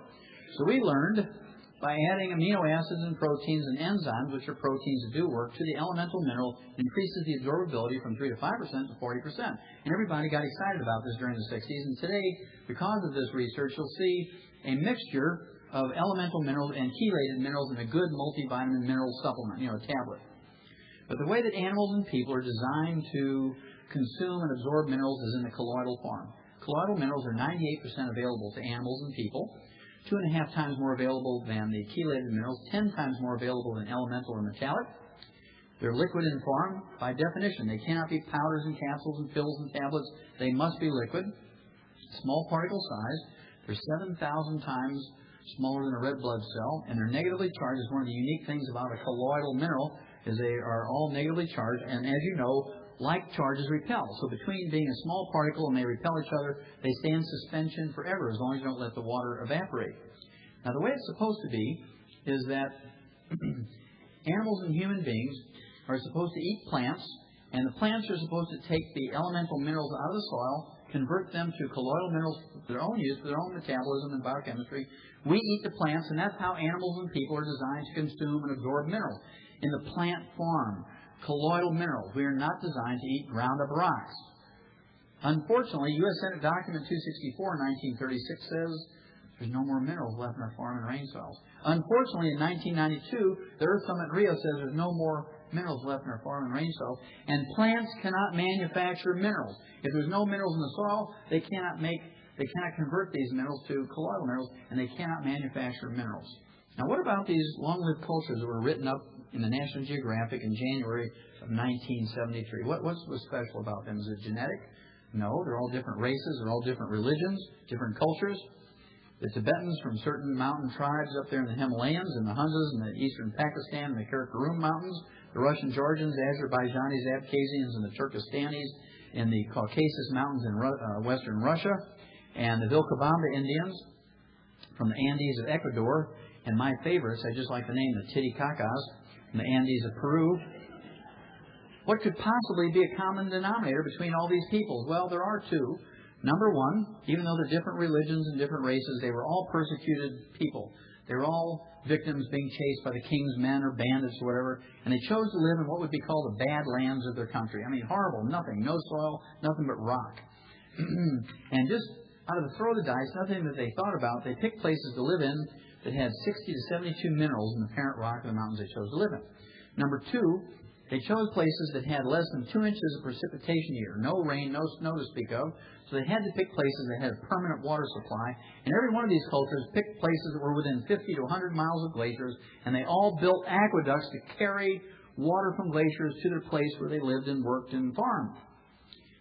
Now, the water that comes out from underneath the glaciers is not clear, like tap water, Perrier, Evian, or glacier water, or geyser water, or Calistoga water. It's called glacial milk because the water that comes out from underneath the glaciers has so much rock dust or rock flour suspended in it that it's called glacial milk. It looks like whole milk, kind of a bluish-white, bluish-gray, as opposed to clear. And if you boil away a quart of glacial milk, you get 2 inches of minerals in the bottom of that quart jug. By contrast, boil away a quart of Evian or Perrier water at $20 a gallon.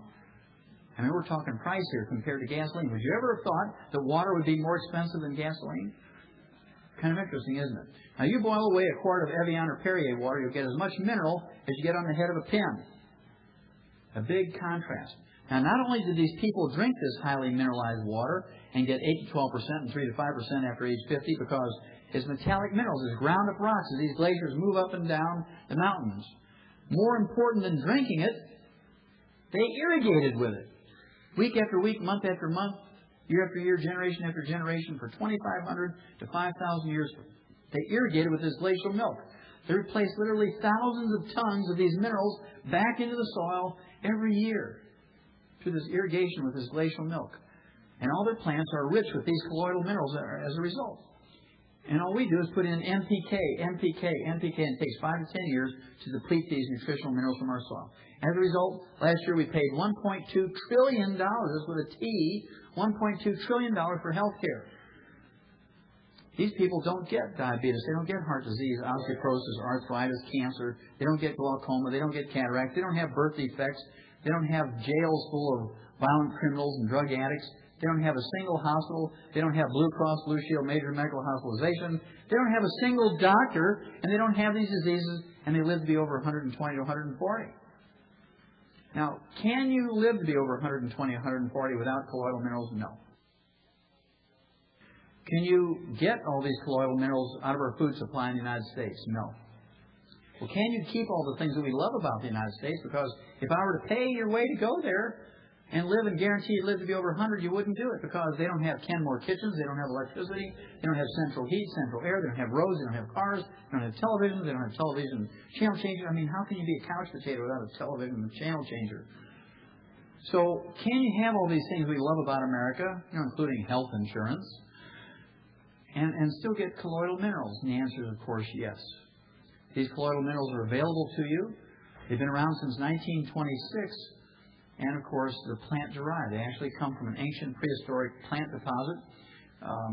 About 1926, there was this prospector who was an abysmal failure in southeastern Utah who noticed when he, even though he couldn't find gold or silver, but he did notice when he drank this funky-tasting water in this stream, the only water source available to him, after a couple of weeks his arthritis went away.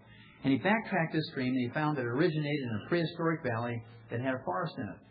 And when these trees and brush and grasses took up all the elemental minerals from the soil, converted them to colloidal minerals for their own use, there was a cataclysmic event. That forest was entombed, that valley in that forest was entombed by a volcanic eruption. A very thin layer of mud, ash, and lava, not heavy enough to compress this stuff into coal or oil. And it was very arid in there, not enough moisture to fossilize or petrify this plant material. So today, if you look at it, it just looks like real dark chocolate coffee grounds. You squeeze it between your fingers. It is the same consistency as a chocolate chip you might put in an oatmeal cookie. It's kind of waxy. That's because it's not rock, it's ground up plant material. We grind this stuff up into a flour, we soak it in a filtered spring water for 4 to 6 weeks, and we leach those colloidal minerals out of those plants that were taken up in the prehistoric days. Things that you can't get out of your soil and your food anymore today. And of course, that's been around since 1926. We have liquid multiples that have been around 10 years and 1 year and so forth, and these are all available to you also. I want to thank you all very much. God bless each and every one of you, and God bless America.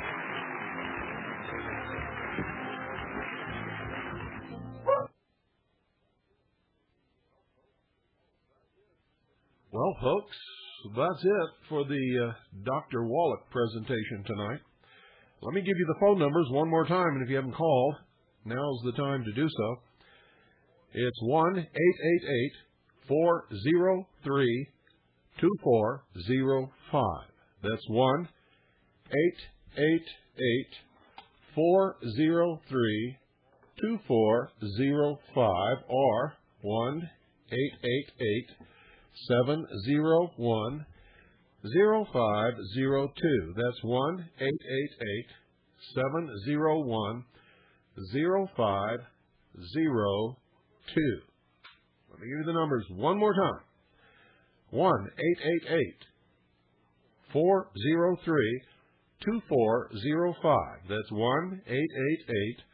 1-888-403-2405 or 1-888-701-0502. That's 1-888-701-0502.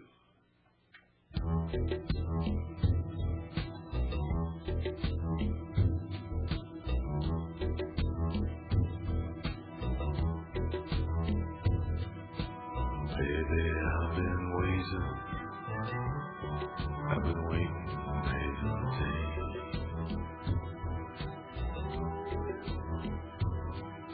I didn't see the time. I waited half my life away. There were lots of invitations. I know you sent me some, but I was waiting for the miracle to come.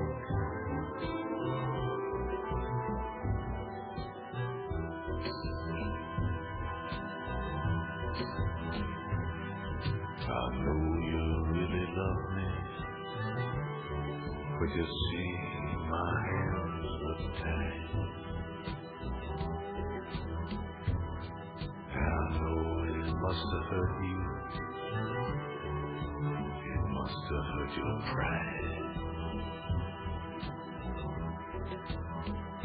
To have to stand beneath my window with your bugle and your drum, and me I'm up there waiting for the miracle to come.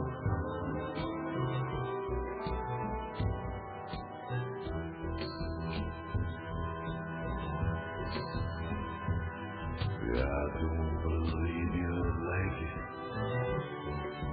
You wouldn't like it here.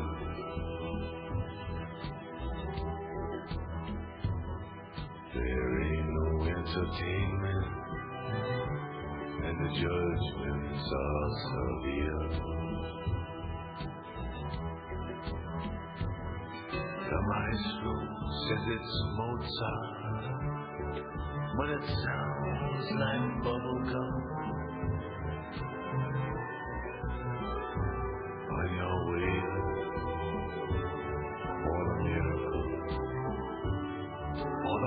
to come.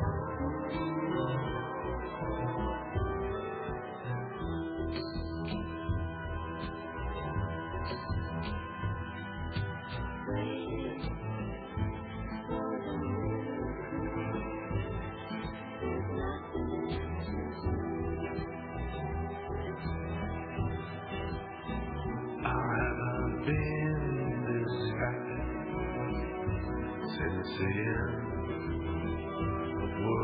two. Nothing left to do. We know you didn't take. Nothing left to do. You're begging for a crumb. Nothing left to do. You got to go away. Wait for the miracle to come.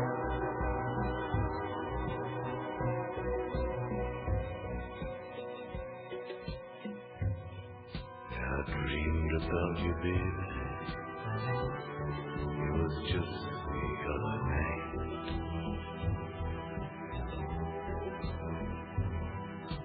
Most of you was naked, and some of you was lame.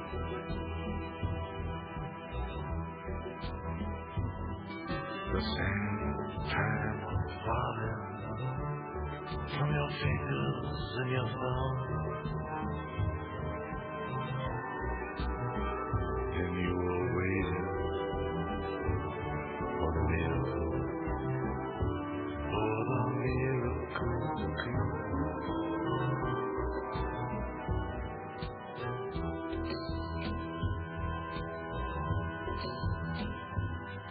Yeah, baby, let's get married. We've been alone too long.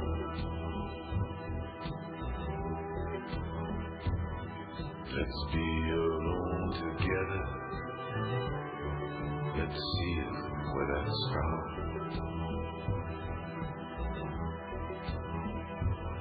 Yeah, let's do something crazy, something absolutely wrong.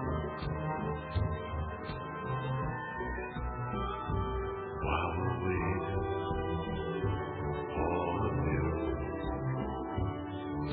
miracle to come.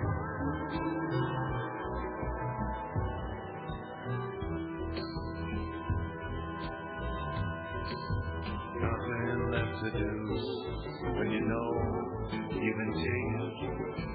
Nothing left to do when you're begging for a crumb. Nothing left to do when you've got to go on waiting.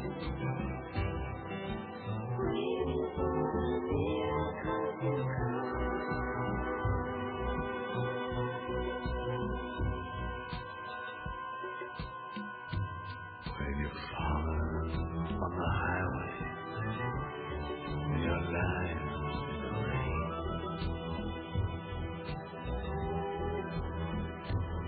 and they ask you how you're doing, of course you say you can't complain. If you're squeezed for information, that's when you come to play it dumb. You just sail out there waiting for the miracle to come.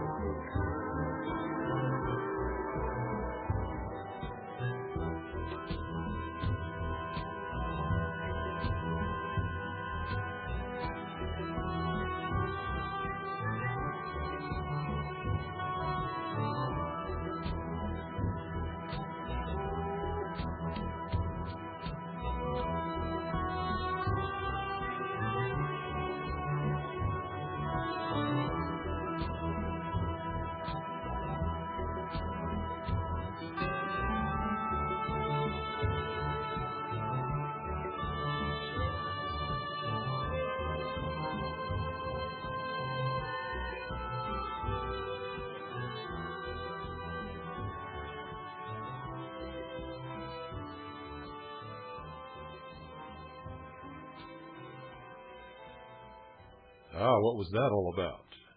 Anybody know?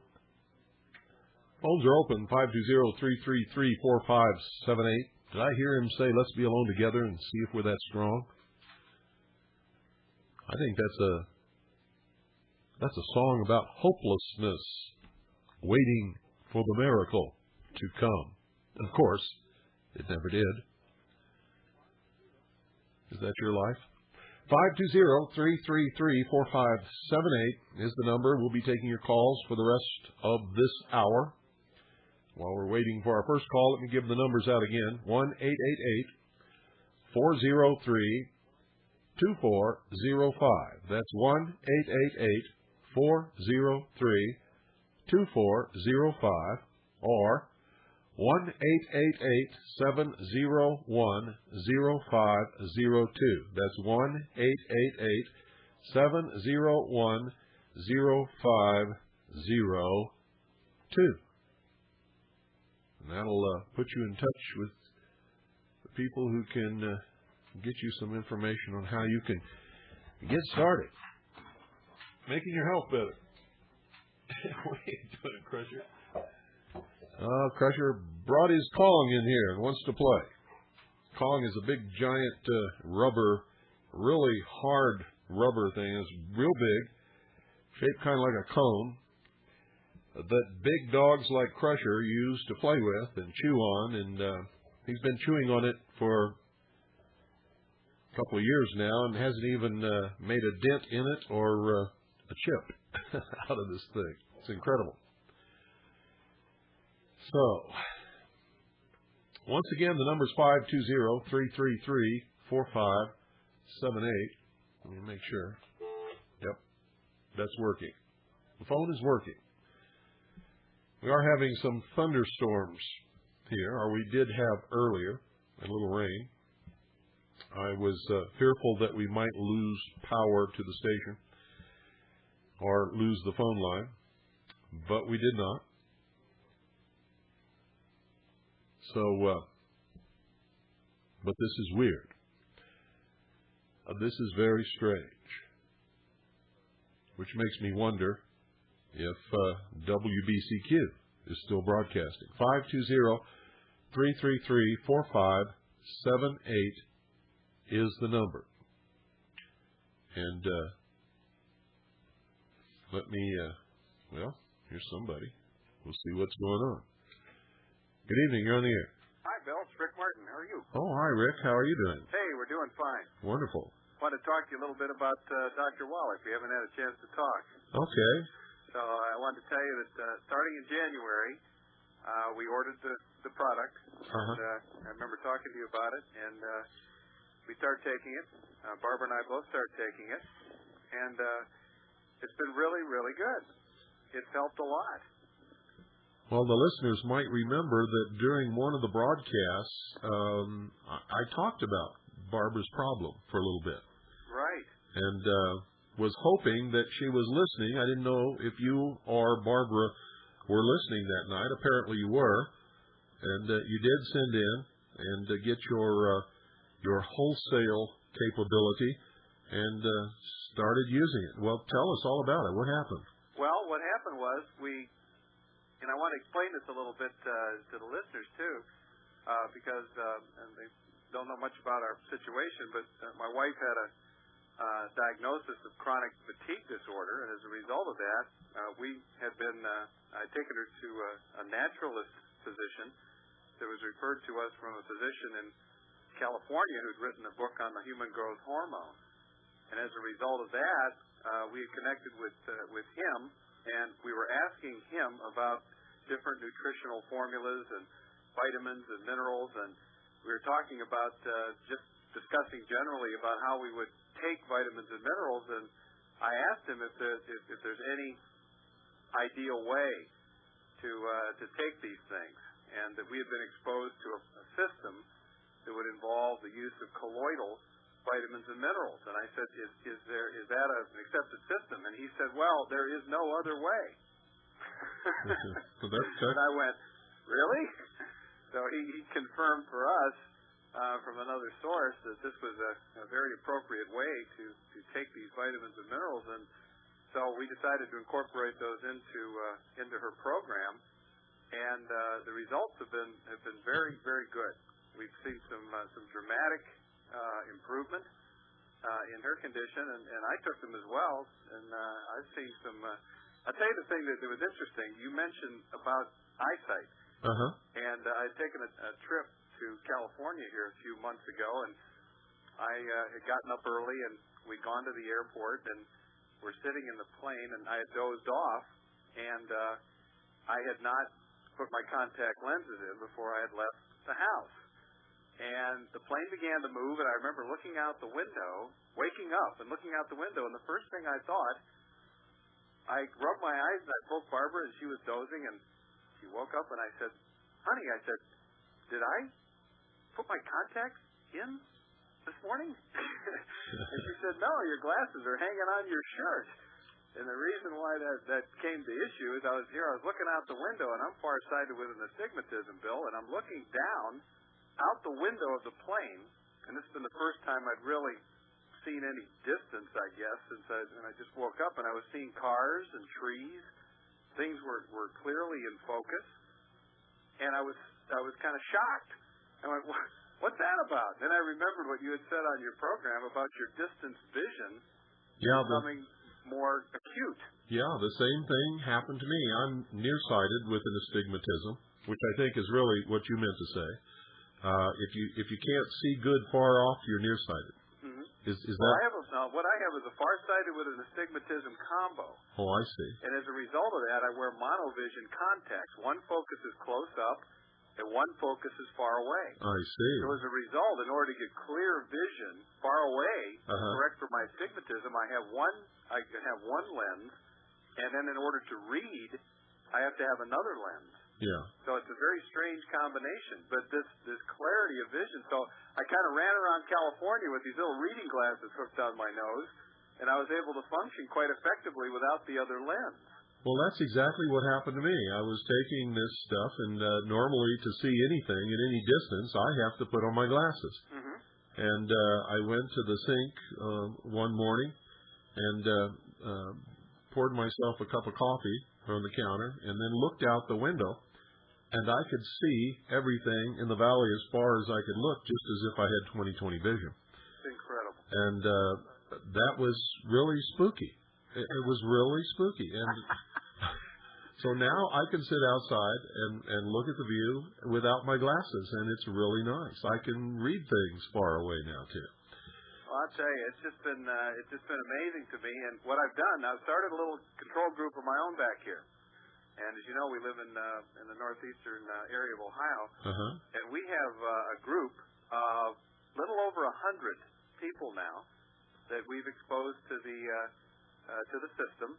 And you know, the thing that's interesting, we're running about 1 to 5% of those that actually get the tapes and listen, and then actually change their habits and begin to use the product. It's very interesting.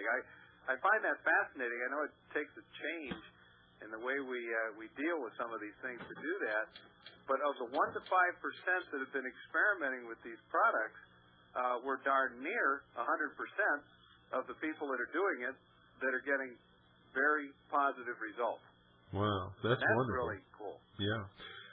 Here in this valley, we've had some absolutely astounding results with this. We know a woman who was literally on her deathbed. And I mean literally on her deathbed. She could barely move. She could not get up and walk at all. She had the smell of death about her.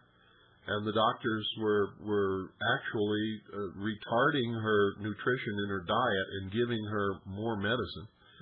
And she was, I am sure that she was a week or two away from dying. And a friend of mine suggested to her that at that point she had nothing to lose. She didn't have to give up what the doctor was giving her, but she should at least try this. And so she did. Guess what? She's up, going about. She's active. She's talking all the time. She answers her door. She's healthy and has got her energy back, and she's eating like a horse, all because of Dr. Wallach's stuff. I'll tell you, Bill, this is absolutely incredible. And, you know, the way I explain it to people, I ask them if they know how a water softener works. And, you know, here in our part of the world, we have water-softened water. A lot of us have wells, so they understand what I'm talking about. But I tell them to picture in their mind the rosin, and when the water flows in from the ground, it's got iron and sulfur in it, and it sticks to the rosin, and then the water softener company sets this thing in every couple of weeks or so. They'll backwash, the system will kick in and use a brine solution and backwash this rosin expelling the iron and sulfur and contaminants. And I said, this is what's happening with the colloidal vitamins and minerals, because in a water softener, there's an electrical exchange that takes place, very simply. It's a little more complicated than that, but there is an electrical exchange that expels the contaminants, recharging the rosin and allowing the rosin to then accept more contaminants. And, of course, when the colloidal vitamins and minerals pass into our digestive system, the electrical exchange that takes place allows them to pass at the 95 to 100% rate, and they go straight into the bloodstream. And when I explain that to folks, they kind of go, wow, that's really cool. It is. So I'm just amazed. Well, it's what amazes me is the amount of nutrition and minerals that's in this. Every time you get a shipment, you get the analysis. And if you look at the analysis, there really are 72 minerals and, God, I don't know how many vitamins. But it's the whole spectrum of things that everyone needs and never or hardly ever gets. Yeah, it's really quite amazing. And I was with Barbara last night. We were looking at, he had the thing on one of his tapes that you sent me. He had the liver spots section on there. Was talking about that, and we were just kind of, I was checking over Barbara's back, just looking over. I said, gee, I said, that's really kind of neat. I said, these things are actually fading away, just like he said. And I'm just, everything that I do in relation to the products, I play the tapes, and then I've got to confirm it. I've got to see that it works for me or for her, and then I feel comfortable telling people that, hey, this really works. Sure. And so much of it, so far, we've been able to get confirmation on. And it's been really exciting. We're having a good time. Well, that's wonderful. When we first did this on the broadcast, we had several hundred people sent in their request for information. We sent it off. They sent back their application so that they could purchase these at the wholesale price instead of paying the retail price, which is so much more. And they sent in their $6 with their application, and we sent it in. And then they got their order forms and their brochures and all of the information that you use to order, and they didn't order anything. Bill, I think that's incredible. I don't understand. I kind of understand it in a way, because when everything came, Barbara and I had been taking minerals and vitamins on our own before. And when this system came in, we looked through the brochures, again we listened to the tape, and of course I had the benefit of listening to your programs and listening to the tapes that you'd send in addition. And of course we had an impetus for change because, of course, Barbara being sick and all, we wanted to get on this and try this as soon as possible. But even then, it still took, I think I got exposed to it in November when I heard you when we were on vacation. I heard you over shortwave, and then I called you when I got back to ask you what was going on, and you said, hey, I don't know, it works for me. But we got exposed to it at that time, and then it took until January before we really got on the product. So I understand people's reluctance to change, and of course it's a change of habit. Because I take mine at night, and Barbara takes hers. I mix hers up in the morning in 2 batches because I give her 2 ounces a day of the. We do the minerals, we do the vitamins. I do the oxy aloe, and then I mix the 5 ounces of the calcium-enriched orange juice, and I mix up 2 of those for her in the morning.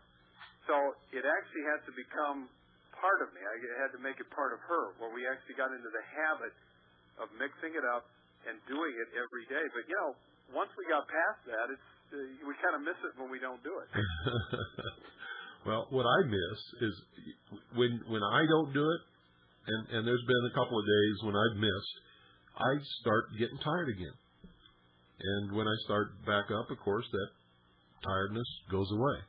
Yeah, I knew, because when I talked to you about this originally, and, of course, meeting you at the conference and going through that and seeing the pain, and I know you never complained about any of that, but I did notice, how you would limp on into the evening, and you appeared to be physically just in discomfort. Oh, yeah. You reported that, it hit home because, of course, I related it to our experience we had at the conference, and by you saying that pain was going, your energy level went up. Boy, that was enough for me. I said, I want to try this. Well, it did. The pains have gone away in my legs, and they were excruciating, just absolutely terrible. Well, we're real tickled. We just keep experimenting with it, And we keep working with it. We keep inviting people to join the group. We challenge them to try it and see. And it's an exciting thing. Of course, a lot of what I do in the legal end is so depressing. I mean, this is exciting. So I really enjoy it. It's a lot of fun. So I just want to tell you that it's been going real well, and I appreciate you exposing us to it. And I hope that everything continues to work out okay for you as well. Well, thank you, Rick. And I'm so happy to hear that Barbara is much better. Thanks, Bill. We'll talk to you again soon. Okay. You take care. Tell the family hello for us. I will. Bye-bye. Good night, and thanks for calling. Good night. Well, I think we got maybe room for one more call, and then we'll have to shuffle on off to wherever for the end of this broadcast. 520-333-4578 is the number if you'd like to call. And as I said, we have maybe time for one more phone call. And if we don't get one, then we'll just shuffle on off anyway. I was so happy to see the rain today. And I don't know about you, but when rain falls here, the air just smells so wonderful. Everything just perks up, and the grass across the valley starts to get green, and everybody smiles. Good evening. You're on the air. Yeah, good morning, Bill. Good afternoon, Bill. Who is the person that you have singing on those records? Which records? Well, the songs that you play. Which songs did I play? I play different songs every night. Yeah, well, there's one fellow's got a very deep voice. That's why I don't know who it is. That's why I was calling in. When did you hear it? Just right after Dr. Are you talking about the one that I played tonight? That's Leonard Cohen. Leonard Cohen? Uh-huh. All right. I appreciate that. He's very good. Yeah, he is. Okay, thank you. You're welcome. Right. Thanks for calling. Thank you. Well, that wraps it up, folks. We don't have time for any more calls, but we do have time to close out with some music. Good night, everybody. Don't forget to tune in tomorrow night. We'll have a live broadcast and be talking about an awful lot of things that have been happening lately. And God bless each and every single one of you.